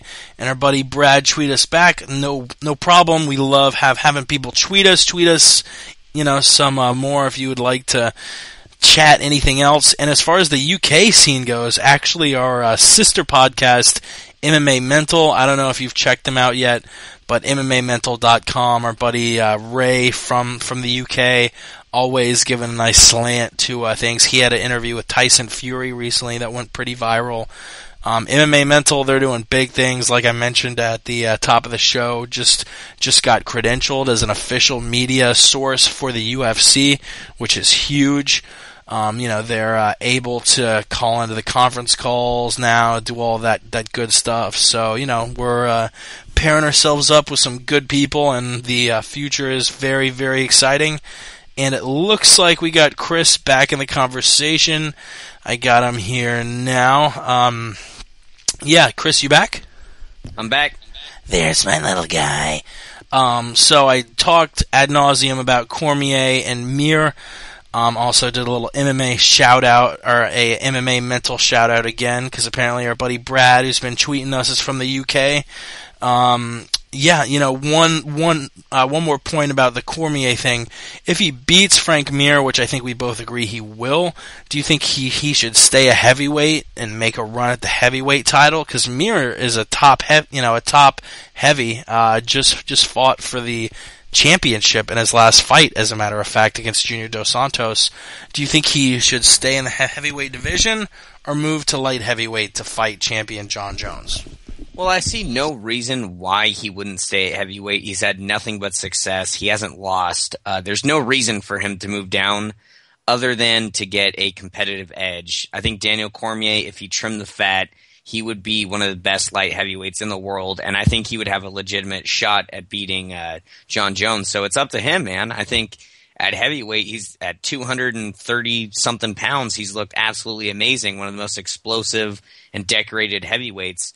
I would even give him, I'm a huge Overeem mark, I would give him a shot at beating Overeem as well. Wow, strong words. I see where you're coming from. He hasn't had any real problems at heavyweight yet, but I think, I don't want to call him pudgy at heavyweight, because I'm way more pudgy and way less awesome at fighting, and Daniel Cormier could beat the living shit out of me. But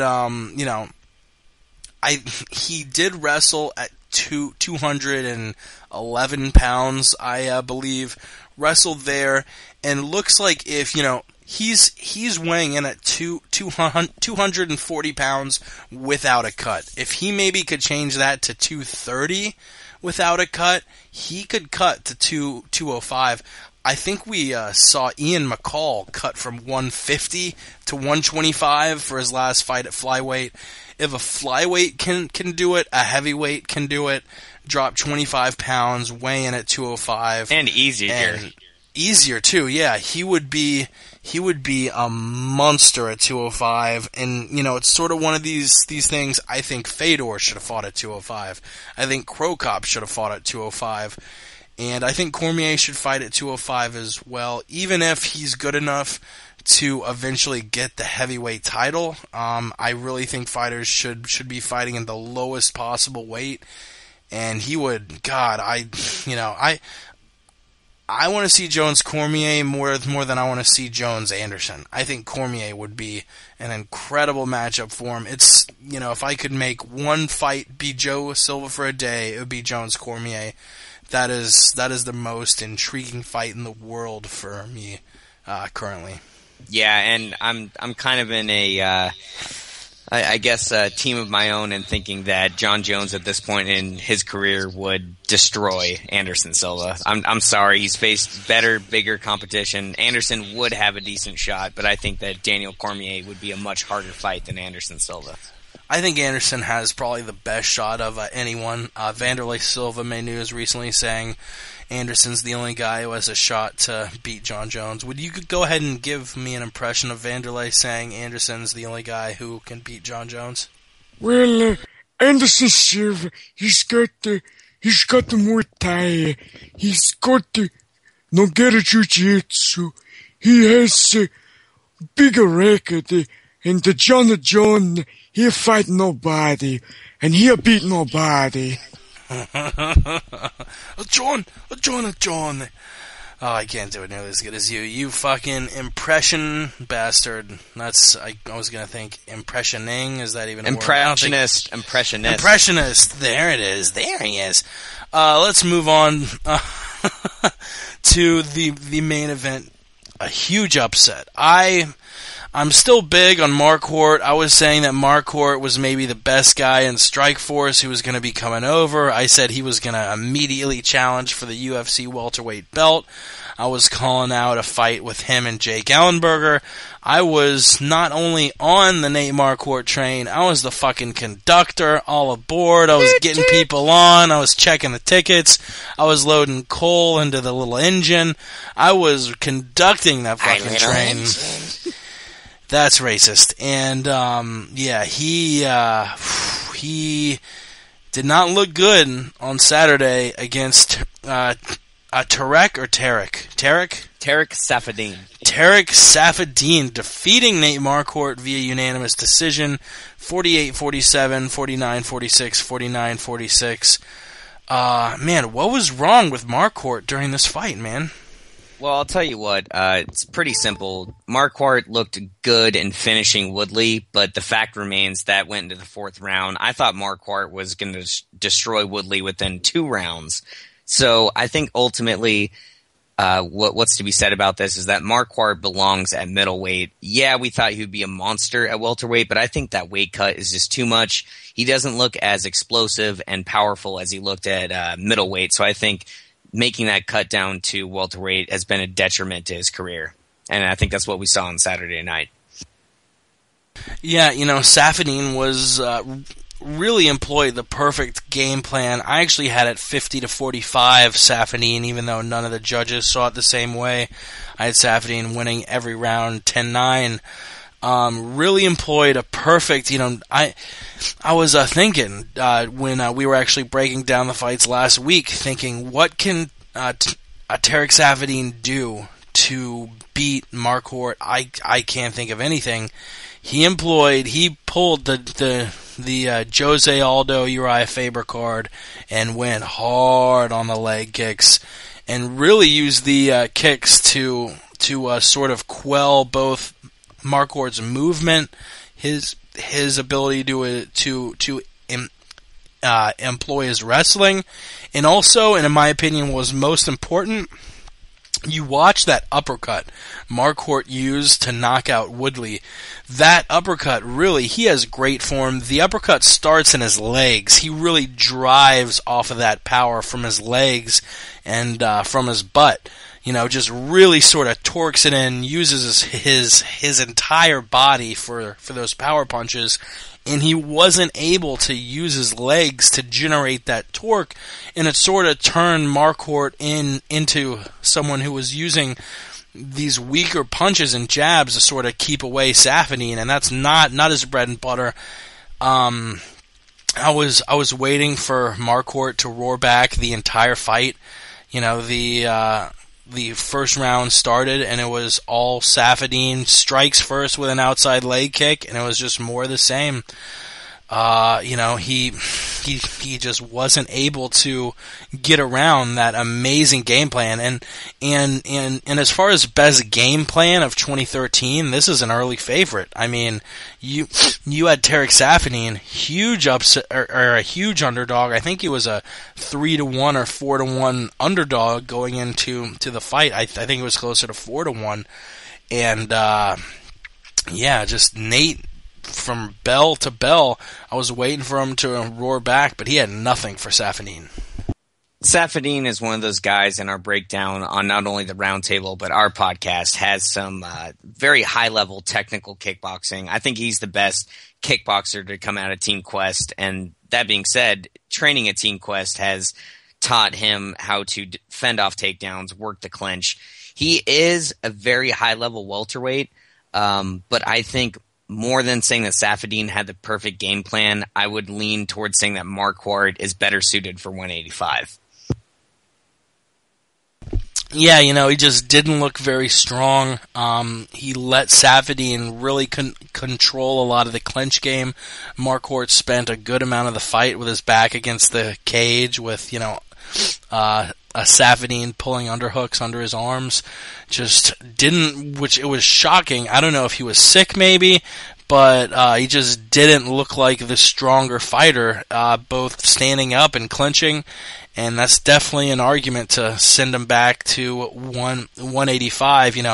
These guys who look, maybe they could lose a little bit of weight. I have no problem with them moving down.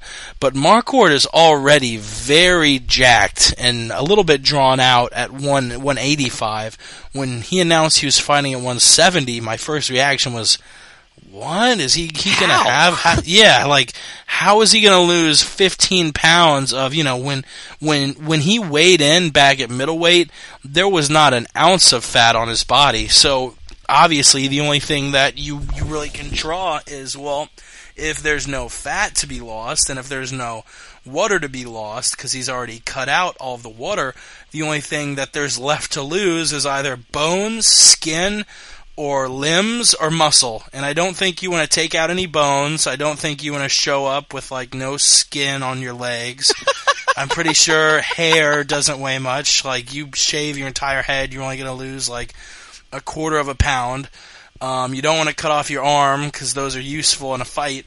You got to lose muscle. That's the only thing left to lose. Unless you get carbon fiber eyeballs put in or something. I don't know. But he's obviously lost a little bit of muscle moving down to welterweight, and that muscle is something that really gives him a big advantage, both in those crazy torqued up punches and in his takedowns. So I definitely agree, and I think Marquardt's better suited at middleweight. Seeing Saffiedine do this to Marquardt, who had handed it to Woodley in his prior fight, you think Saffiedine's going to be able to not, I'm not asking if you ever think he'll get a title shot in the UFC, but you think he'll get close and be able to fight the likes of, your Jake Ellenbergers, Martin Kampmans, Carlos Conduits, etc.?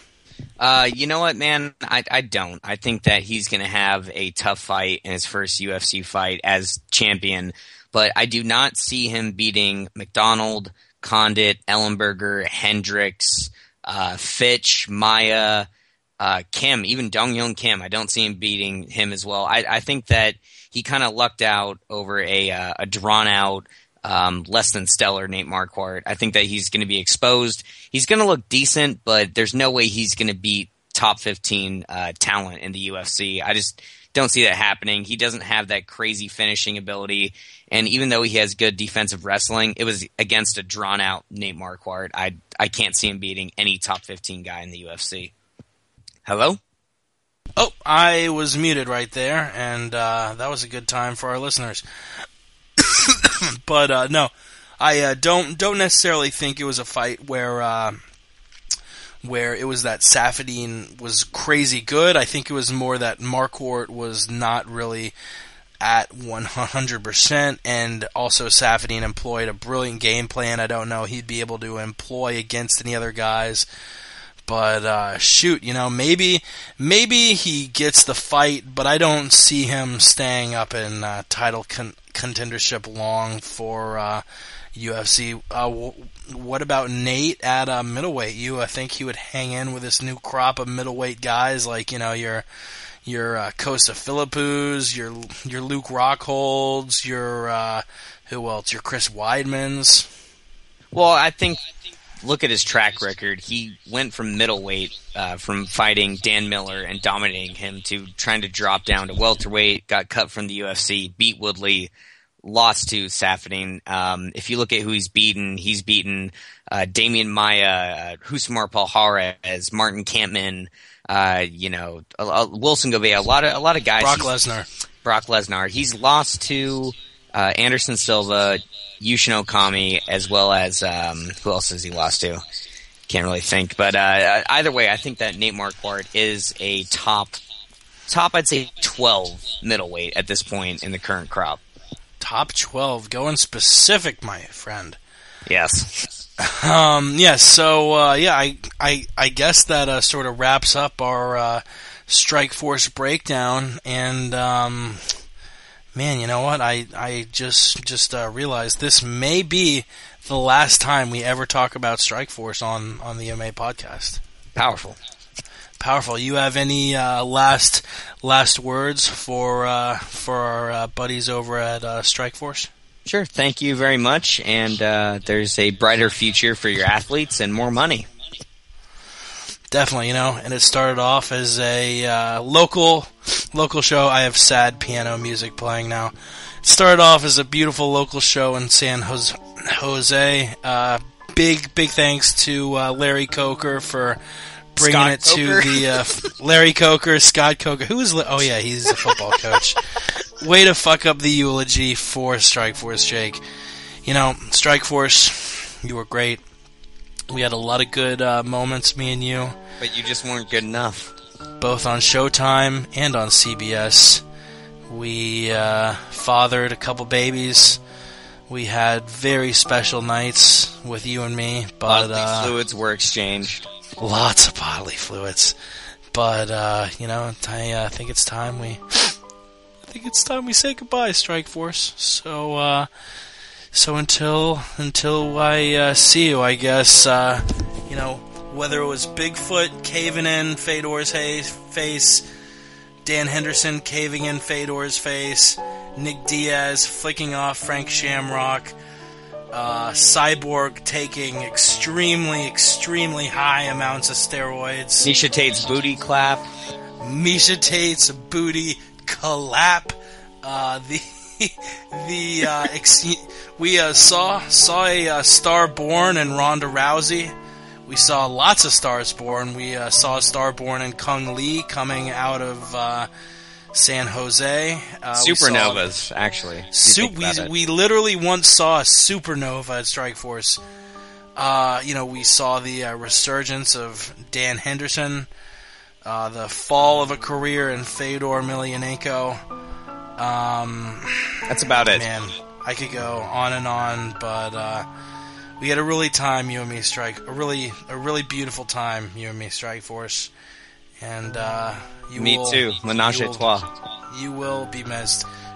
We will miss Chris and I menage a trois-ing you.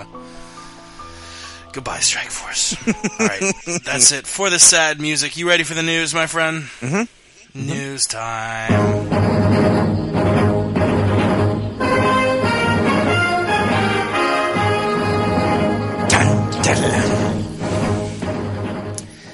And hey, remember when I said I'd never talk about Strike Force again? Strike Force alumni Gilbert Melendez booked to fight Ben Henderson at UFC on Fox 7. And that fight will also feature Daniel Cormier versus Frank Mir, a couple of well-known Strike Force names coming over to fight on UFC on Fox 7. Gilbert Melendez versus Ben Henderson. The question, short and sweet, does Gilbert have a chance? I'm going to be short and sweet with my answer. I am not sold on Gilbert Melendez. I think he's one of the most overrated fighters in mixed martial arts history. He wins 1 out of 10 times against Benson Smooth Henderson. Hell no. I give Gil a lot more credit than you. I truly think he is one of the best lightweights in the world, but the only reason I'm not giving it to him is Gilbert Melendez, I think, has the boxing advantage, and he's got a puncher's chance like any boxer does. I think Benson has the advantage both in wrestling and in jiu-jitsu. But when I look at it, if Benson Henderson did not have an iron jaw, I would give Melendez a chance. But Benson Henderson has an iron-ass jaw, and he's unsubmittable.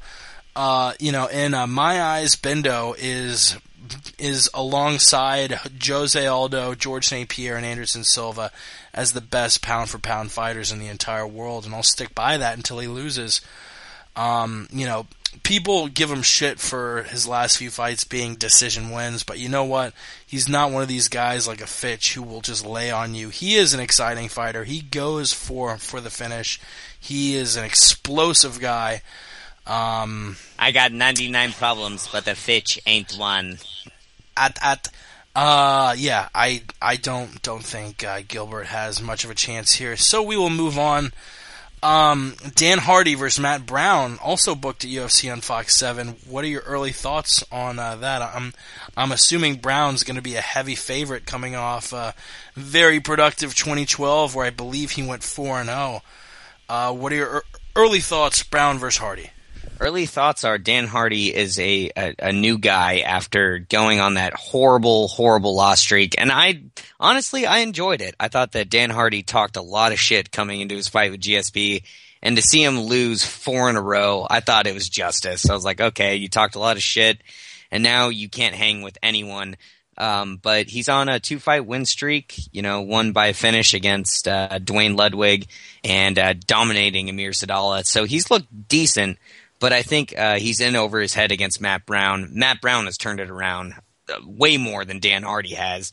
I got Matt Brown in this fight by whatever he wants. I mean, Matt Brown is known to submit guys, TKO him, knock him out cold on the feet. I think Matt Brown is the Donald Cerrone in this equation. Yeah, you know, when I look to break down fights, I don't necessarily think who is the better fighter. I just think of the styles. What is Brown's style? He loves taking dudes down, putting them on their ass, and grinding them out. What is Hardy bad at? Guys taking him down, putting him on his ass, and grinding him out. Well, that's not All true. right, so that's not true. Matt Brown knocked out Mike Swick on the feet, and that fight barely hit the ground.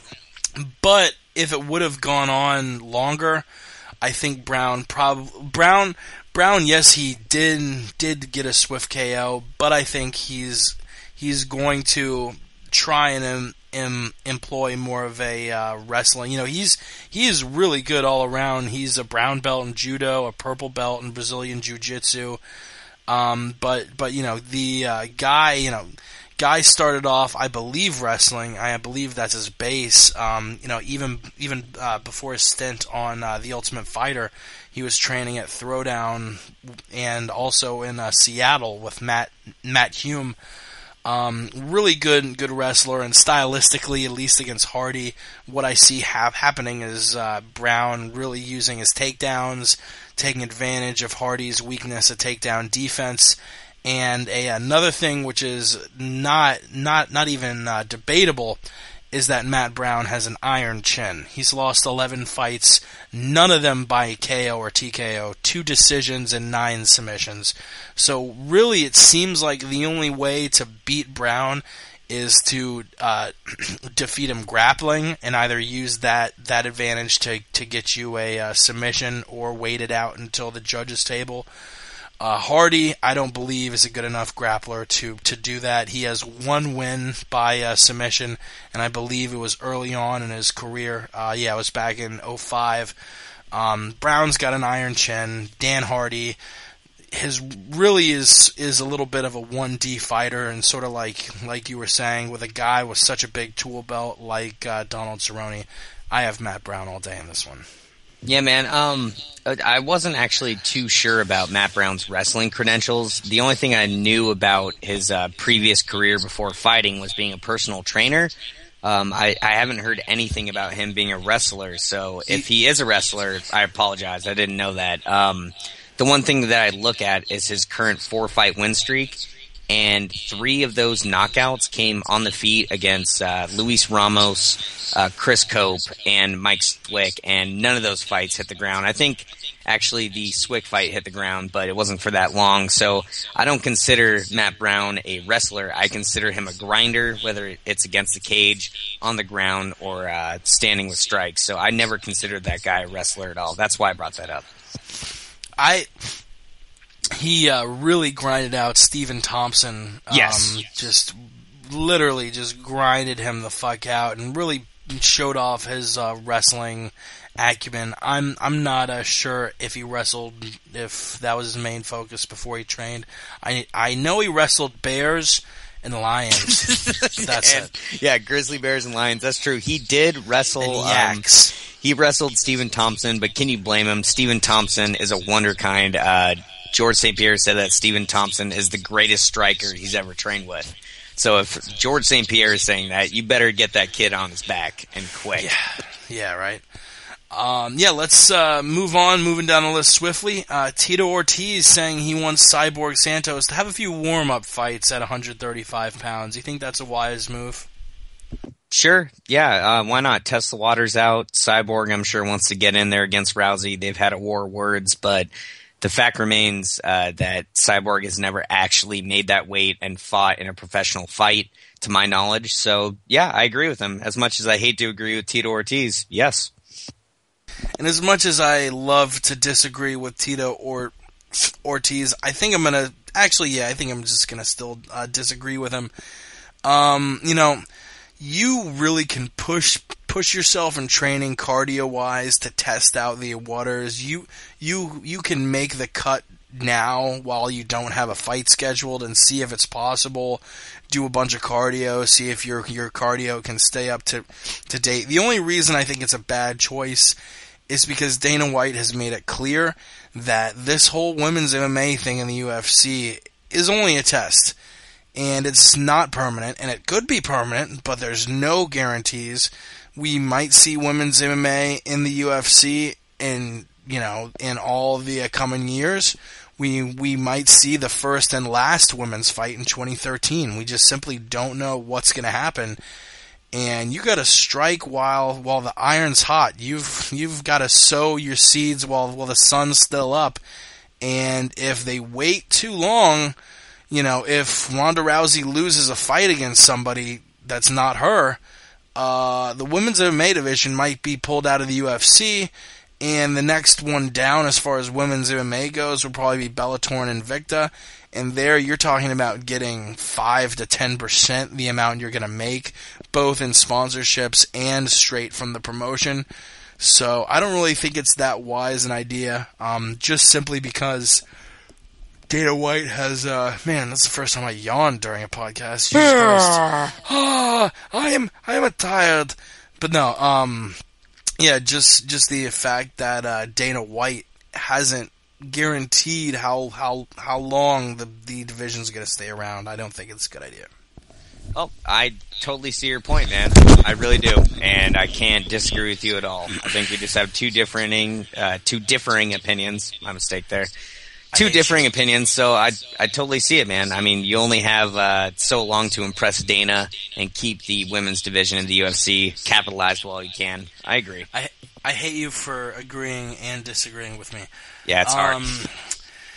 Sort of in injury news, we got a couple of surgeries to talk about. Dana White suffering from Meniere's disease, which is an inner ear disease where fluid gets built up. It causes extreme pressure in his left ear, I believe it was, and he was getting these debilitating attacks that were leaving him unable to travel to some events, unable to do certain press conferences. Really was crippling for him, probably because the dude's on a plane every other day. I don't doubt he has a few inner ear problems, but he had surgery to fix it, and the details of that surgery are he had his left ear taken off of his fucking dome, a little tube was put in, and then his ear was reattached. I don't know if they used like duct tape or crazy glue, staples, or like the doctor was chewing on a piece of gum and just stuck it in there and stuck the ear to a piece of gum.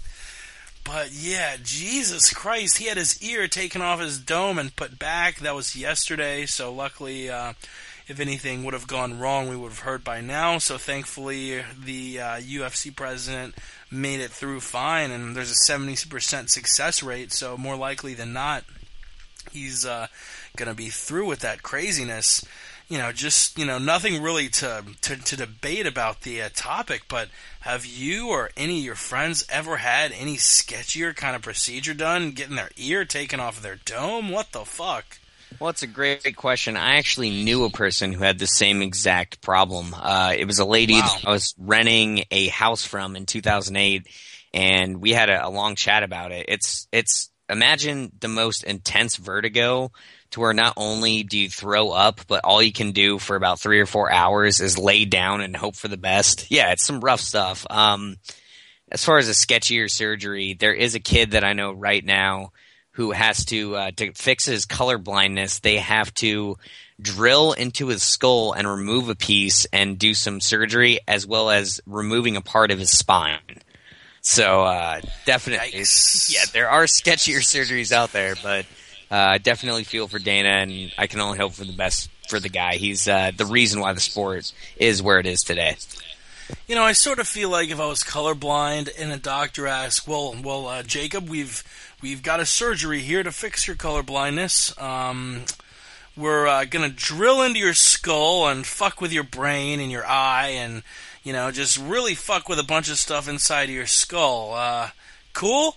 I would be like, you know what? I think I would rather see in grayscale. I'll just deal with it. Deal with it. Yeah, when I was living in Chicago, it was almost cute. My boss, who was this woman, would literally ask, like, "Hey Jake, would you walk in here really quick?" And I would walk in, and I forget what it was. I think she was like picking something out of a catalog or something, and she's like, "Is this brown or blue? I can't tell.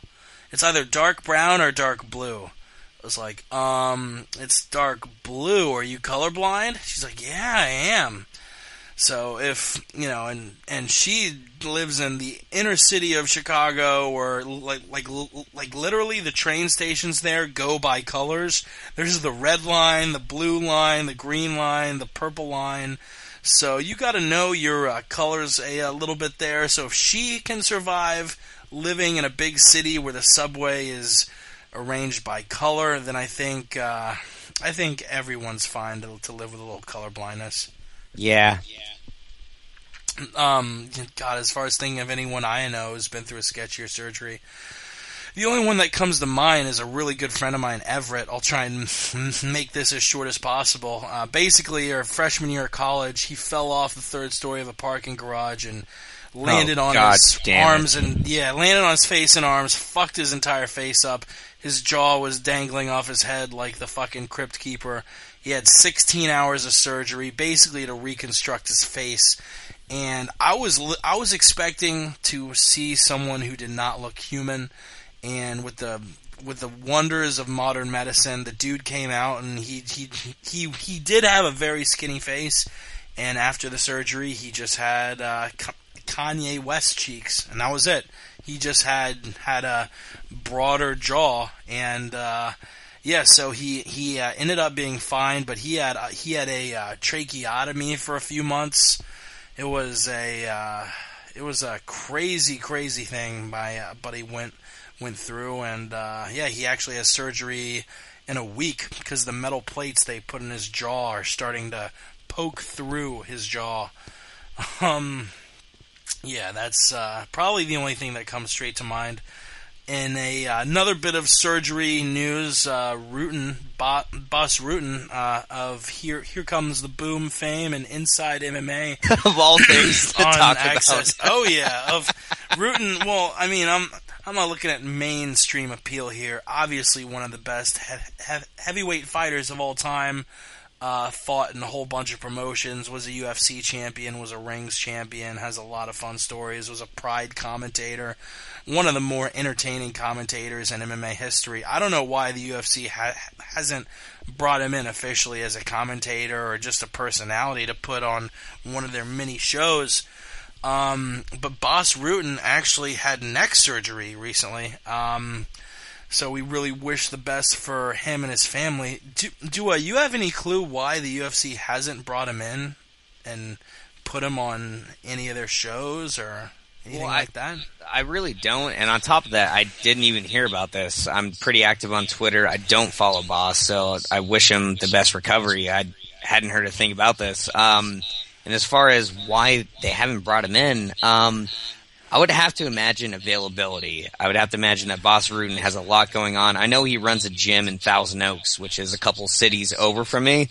So I could actually go and train with Boss Rutten if I had enough money to do it. But that's awesome. Yeah, he runs a gym. He's got, kids. He lives out here and, really close to me in Westlake, a close city. So I'd have to imagine with his commentating stuff that he has, his businesses, his family, there's probably no way that he could actually find room to commentate. Godspeed and party on. All right, a few more topics to get to. Going to break down a few fights on this week's UFC card. Do that goodness. But before we do that, you ready for the 10 solid seconds of sports? Let's fucking do it. The NHL prepares to kick off this weekend while the NFL enters the conference final stage of playoffs. San Francisco, Atlanta, New England, and Baltimore remain. College football superstar Manti Te'o in trouble as his girlfriend, who apparently died in 2011, was non-existent and the story was untrue.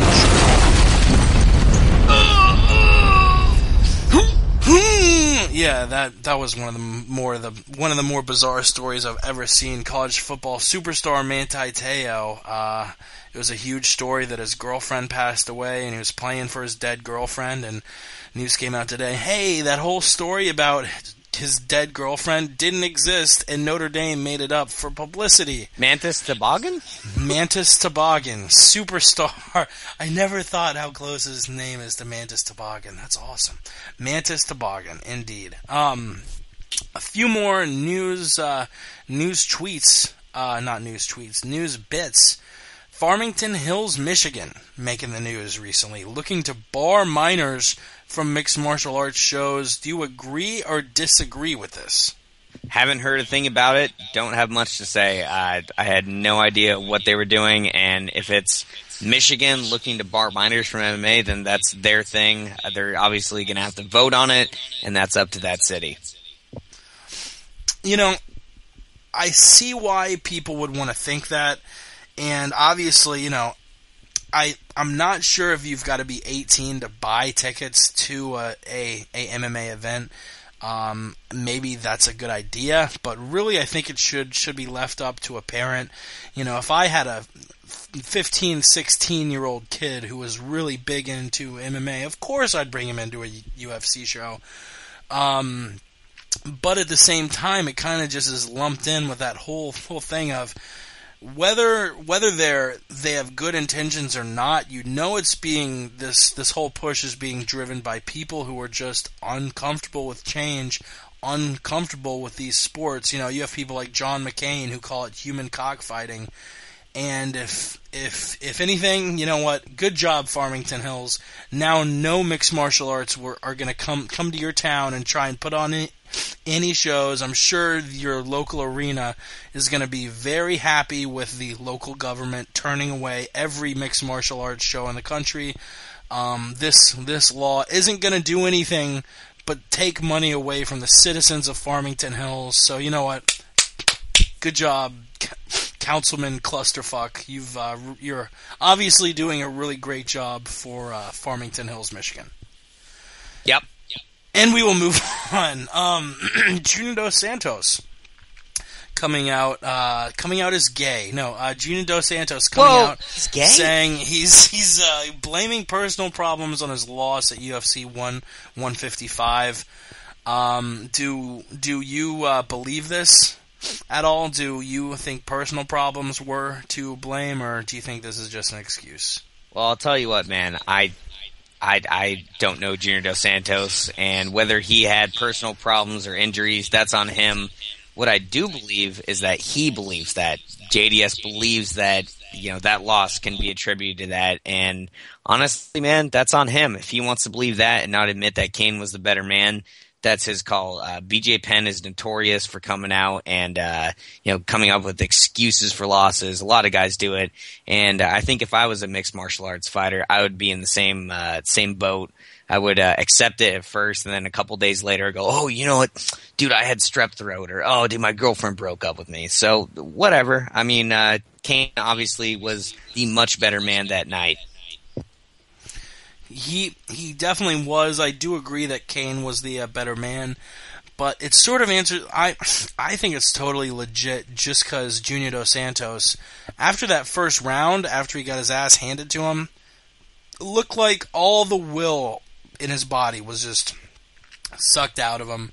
Obviously, our conspiracy theory buddy Ramses believed that it was a work and all that stuff, but I think if there were personal problems going on, I think it explains his sort of lack of passion and really lack of urgency in the ring, and whatever it was, I hope he's able to get over it and bound it and move past it, and maybe, you know, Cain Velasquez 3 will finally see a close fight between these two guys, because the first two were one-sided for each guy.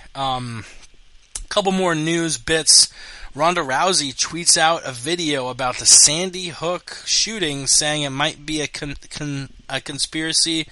Do you think she should have done this, or are you sort of on the side of she shouldn't have? I think that in the world of social media, if you are kind of linked to a company, yeah, it doesn't look good for you to be coming out and saying this stuff. But on the same token, you are your own person. You built up your own brand, and if you want to come out and say something that, you know, she didn't say this is true. She said, look at this. This is interesting. Why is everyone so hung up on the fact that she brought up a video that questions what happened? She didn't say, look, the Sandy Hook is obviously a work, and, you know, Alex Jones on it. Black helicopter. Yeah, she brought up a video and said, this is very interesting. You know, this looks like it debunks, you know, what we think is true. There's more to the story. Of course I think that she should be able to do that. Anyone should. You know, it kind of a weird parallel. At my work, it's not uncommon for the regional manager to look up all of the employees' Facebooks and Twitters, and that's why I have, like, some safety precautions. If you're not my friend, you can't see my photo, you can't see anything about me, you have to add me as a friend. So, you know, just take some precautions, and, you know, I think that's a good parallel to this. Just cover your ass. I mean, she obviously found a reason to post this, and should it be taken down? Should she apologize for it? No, no, I don't think so. Yeah, you know, I'm really cross on it. Of course, I don't necessarily want to talk about what was probably the most heinous crime in American history. But at the same time, it, you know, even just because it was so heinous doesn't mean that it shouldn't be something we can't talk about. In fact, it should be the opposite. It was so heinous. It's something we need to talk about, and we sort of need to sort through as a society, as a country. And you broke it down beautifully. I don't think there's anything else I can add to what you said. You know, you have the freedom of speech. She wasn't saying black helicopters, and you know what? She's one of the more outspoken people in the mixed martial arts world as it stands already. So why not? You know, this is something I think people need to chill out on. And one more or less bit of news in our Bohica department. Bend over, here it comes again. Rampage Jackson, some more bad news for Rampage. Not allowed to wear Reebok gear in the cage, according to the UFC. He's not happy with that decision. Another thing he's not happy with about the UFC. I have a feeling we might see Rampage in Bellator in a year or two. Do you think the UFC should have the power to ban fighters from wearing certain brands in the cage? Man, that's a powerful question, man. God, that's really up to the company. As much as I would like to say the fighters should be able to harness as much income as they can, it's up to the company ultimately. I mean, if Zuffa doesn't feel that a company is in line with what they want to promote, then that's up to them. Do I think that's right? No. But I understand where they're coming from. Yeah, you know, it's a two-sided sword. You know, you don't want to get in the way of these fighters being able to make money and being able to profit, but at the same time, the whole show that the UFC puts on, it's their show, it's their promotion, and they should be able to choose which brands get exposure. Obviously, Nike's been taking a much bigger role with the UFC, but I think it's a necessary evil, sort of like you can't have quarterbacks in the NFL throw a Under Armour patch on their jersey because the NFL is sponsored by Nike.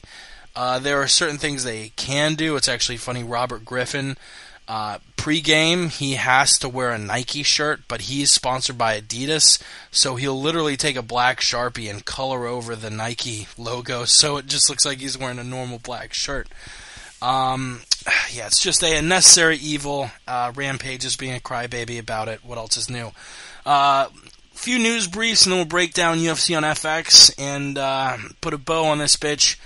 Dan Henderson, not going to be waiting for a title shot. He says he'll take whatever fights he can get after fighting Lyoto Machida. John Jones challenges Daniel Cormier to step up and fight him at light heavyweight. I guess it'd be more of a step down, but still Jones putting the challenge out there. Chael Sonnen to appear on UFC Tonight on January 29th. I know we have a large constituency of big Sonnen fans. And also, what else is new? Department, Huzamir Palhares and Joey Beltran deny the use of a banned substance. Shocker, a fighter popped for taking illegal substances, say they didn't do it. And finally, Javi Vasquez retires after his most recent UFC victory. Probably will be focusing more on the whole training aspect of mixed martial arts. Let's break down this UFC fight that's going to be coming up soon. January 19th, this Saturday in Sao Paulo, Brazil, at the Ibirapuera Arena in Sao Paulo.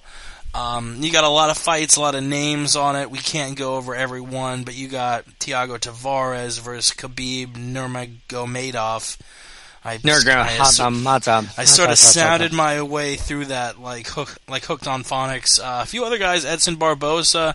You got Diego Nunez versus Nick Lentz. That's going to be a hell of a fight. Wagner Prado fighting somebody on his level, and Ildemar Alcantara. Holy shit, I said that name right. A few other interesting names on it, but we're only going to talk about the top three, and we'll start off with a heavyweight bout. Gabriel Gonzaga fighting the American Ben Rothwell. What do you see going down in that fight? Rothwell, sort of on a win-loss streak, actually since 2007.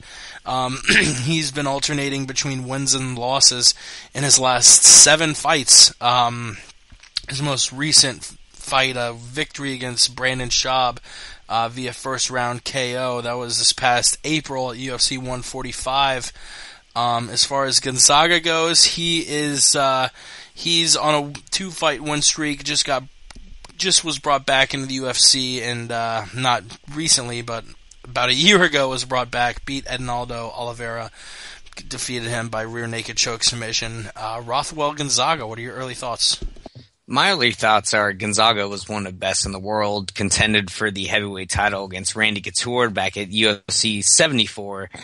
Rothwell is hit or miss and has never looked that great, so I've got Gonzaga in this one. Gonzaga is a highly ranked black belt in jiu-jitsu, as well as having a really diverse kicking game, either to leg, body, or high kicks. So I've got Gonzaga in this one by finish within 2 rounds. I am leaning Gonzaga, but I think it's going to be closer than a lot of people feel like. I think Rothwell is really sort of starting to evolve as a fighter, but you know what? Just to play devil's advocate, I'll take Ben Rothwell by a decision in this one. I think it's going to be close either way, and I'll go ahead and take my boy Ben Rothwell. CB Dollaway, CB Dollaway versus Daniel Serafin at middleweight. Serafin coming off a few wins, obviously coming from the Ultimate Fighter Brazil. Has yet to fight on the UFC. Was going to fight in the finale and got scratched. Has yet to fight anyone as good as CB Dollaway. CB Dollaway coming off a win against Mayhem Miller after losing to Mark Munoz and Jared Hammond. What do you see going down in this one? Well, Serafin is generally untested, and CB Dollaway has been tested before, but I hate CB Dollaway. I hate his face. I hate everything about him. If we had him on the show, I would actually sit it out so that you could interview him. So I'm going Serafin by a finish. Powerful words there. I'm going to go ahead and go with CB Dollaway just simply because CB's fought lots of guys up at Serafin's level. This is going to be a big step up for Daniel Serafin. Serafin is actually a favorite in Vegas, but I think I think if I had to bet this one, I'd put my money on the underdog. Dollaway's fought a few decent few decent opponents. Like I mentioned, he fought Mayhem, he fought Munoz, he lost to Amir Sadalo in his UFC debut at the Tough 7 finale. He's fought Tom Lawler. He's fought a few decent guys that Serafin hasn't really been to that level yet. He's only fought in Brazil. So, yeah, I'll go ahead and just take CB Dollaway by way of experience. Boo! Boo! Last topic, and last topic of the night, and it's an intriguing one. If you have any thoughts on this fight, you have Michael Bisping versus Vitor Belfort. Call in now or tweet us one last time. You can tweet us at the MMA Podcast, Skype us at the MMA Podcast. Call in 213-457-3380. Michael Bisping and Vitor Belfort. I've been waiting for this fight for a long time. This is going to be razor thin. Both of these guys have excellent boxing, excellent grappling. I honestly don't know where to give either guy the advantage. Both of them, this is an incredible matchup stylistically. What are your early thoughts on it? Well, pretty much all I have to say about this fight is it's all about Michael Bisping and his chin and cardio versus Vitor Belfort, and if he has the heart and determination to win, plus his punching power and his hand speed. That's it. If Michael can make it past the first round, he wins. And if Vitor can polish it off in the first round, if he can put the pressure and the hand speed and the technique together and touch Michael's chin in that first round, he wins. Simple as that. Simple as that. Yeah, what I want to say is Vitor Belfort has a slight edge in the boxing. Vitor has a slight edge in the grappling. But as far as the X factor goes, you look at the slopes these guys are coming on. I think we all can agree that Vitor is past the prime of his career. Not that he's a bad fighter, but I just think he's in the latter stages. We might be seeing a Michael Bisping in the prime of his career now. He's 33 years old. He isn't much younger than Belfort, who's age 35, but he has a lot less wear on his career. Belfort has, actually I'm looking now, Bisping has 27, Belfort has 31, so actually they've got similar amounts of wear. I still see Bisping closer to the prime of his career, though. I think it's going to be very close, but I think if it goes past the first round, Bisping wins. If it's a first round finish, likely I think Vitor Belfort's got it. But if it goes into the second and third round, drags on. So we're in the same boat. Yeah. If it drags on, I think Bisping is going to be able to hold on to it. His loss against Chael Sonnen, I really feel like that Chael Sonnen fight was the most impressive fight in the last couple of years. Even though it was his only loss, he looked impressive as shit. Like he was defending takedowns from Chael Sonnen like I've seen nobody do against better Sonnen. than Anderson. Better than Anderson, better than Marquardt. Better than Okami. Better than Okami. He was doing excellently. If Bisping is able to weather that early storm we oftentimes see from guys like Belfort, I personally give Michael Bisping the advantage here, and if for nothing else to sort of give our buddies over at MMA Mental across the pond a little thumbs up. You're a British fighter, all right. Hey yo. So I guess if we don't have anything else to break down, nope. Chris with the emphatic nope. Huge shout out to our listeners. Huge shout out to Chad George too. That was really awesome having him on, being able to talk to him. Obviously, visit us on Twitter. Visit our website, themmapodcast.com. We're the MMA Podcast at Twitter. What else? The Roundtable, that's going to be tomorrow. We do it every Thursday from 7 to 9 p.m. Eastern. We do the MMA Podcast every Wednesday, 9 to 11 p.m. Eastern. We do plan on having Pride announcer Lenny Hart on in the very near future. We say it every week, but you guys really keep the ship sailing, and we appreciate the shit out of you guys downloading and listening to our podcast.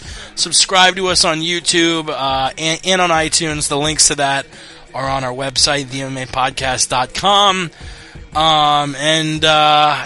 So for Chris, this is Jake. Have a great week. We gone. We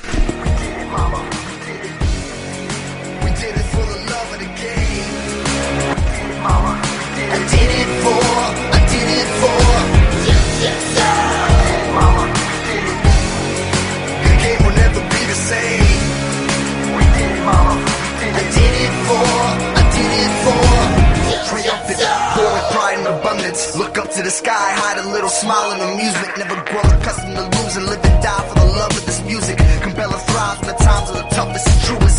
Keep in mind when the universe gets aligned, when the remnants of this verse are injected into your spine. There'll be evidence of this platform, we rock it all the time. Better in what we stand for, the anchor and the line straight. Slap on the choke if anybody provokes. I'm in it to win and rep it for my fam and my folks. This ain't just rap now, man, this is murder he wrote. It's like Mickey D's on the streets. If you look in the code, you can compound your creed with an image of hope. Study the foul physics of falsified gimmicks. Ride and fall with it and try to ride different. Your life ain't worth living if you ain't got vision. Come on. We did it, mama. We did it for the love of the game. We did it, mama. I did it for. Yes, sir. Mama, we did it. The game will never be the same. We did it, mama. I did it for. Fucking alliance and tech planet rocking with Irish science. Silencing all these idiots caught up in all their ignorance. Two clans fighting under the same banner. We all got love for this ground game, and that's all that matters. In the balance with the teachings of the Grand Master. I'm trying to master the system, that's what I'm after. And stay true to the craft, spark trees to the last. Old school miracle, lacing the track. And I'm working the angles, only sharp and precise, man. Back in the day when I was learning to rock in this mic, paying homage to the classic shit. Dilated, undisputed heavyweights repping Los Angeles. And yeah, I do this for the 213. Historical flip down, you know I'm with that G. So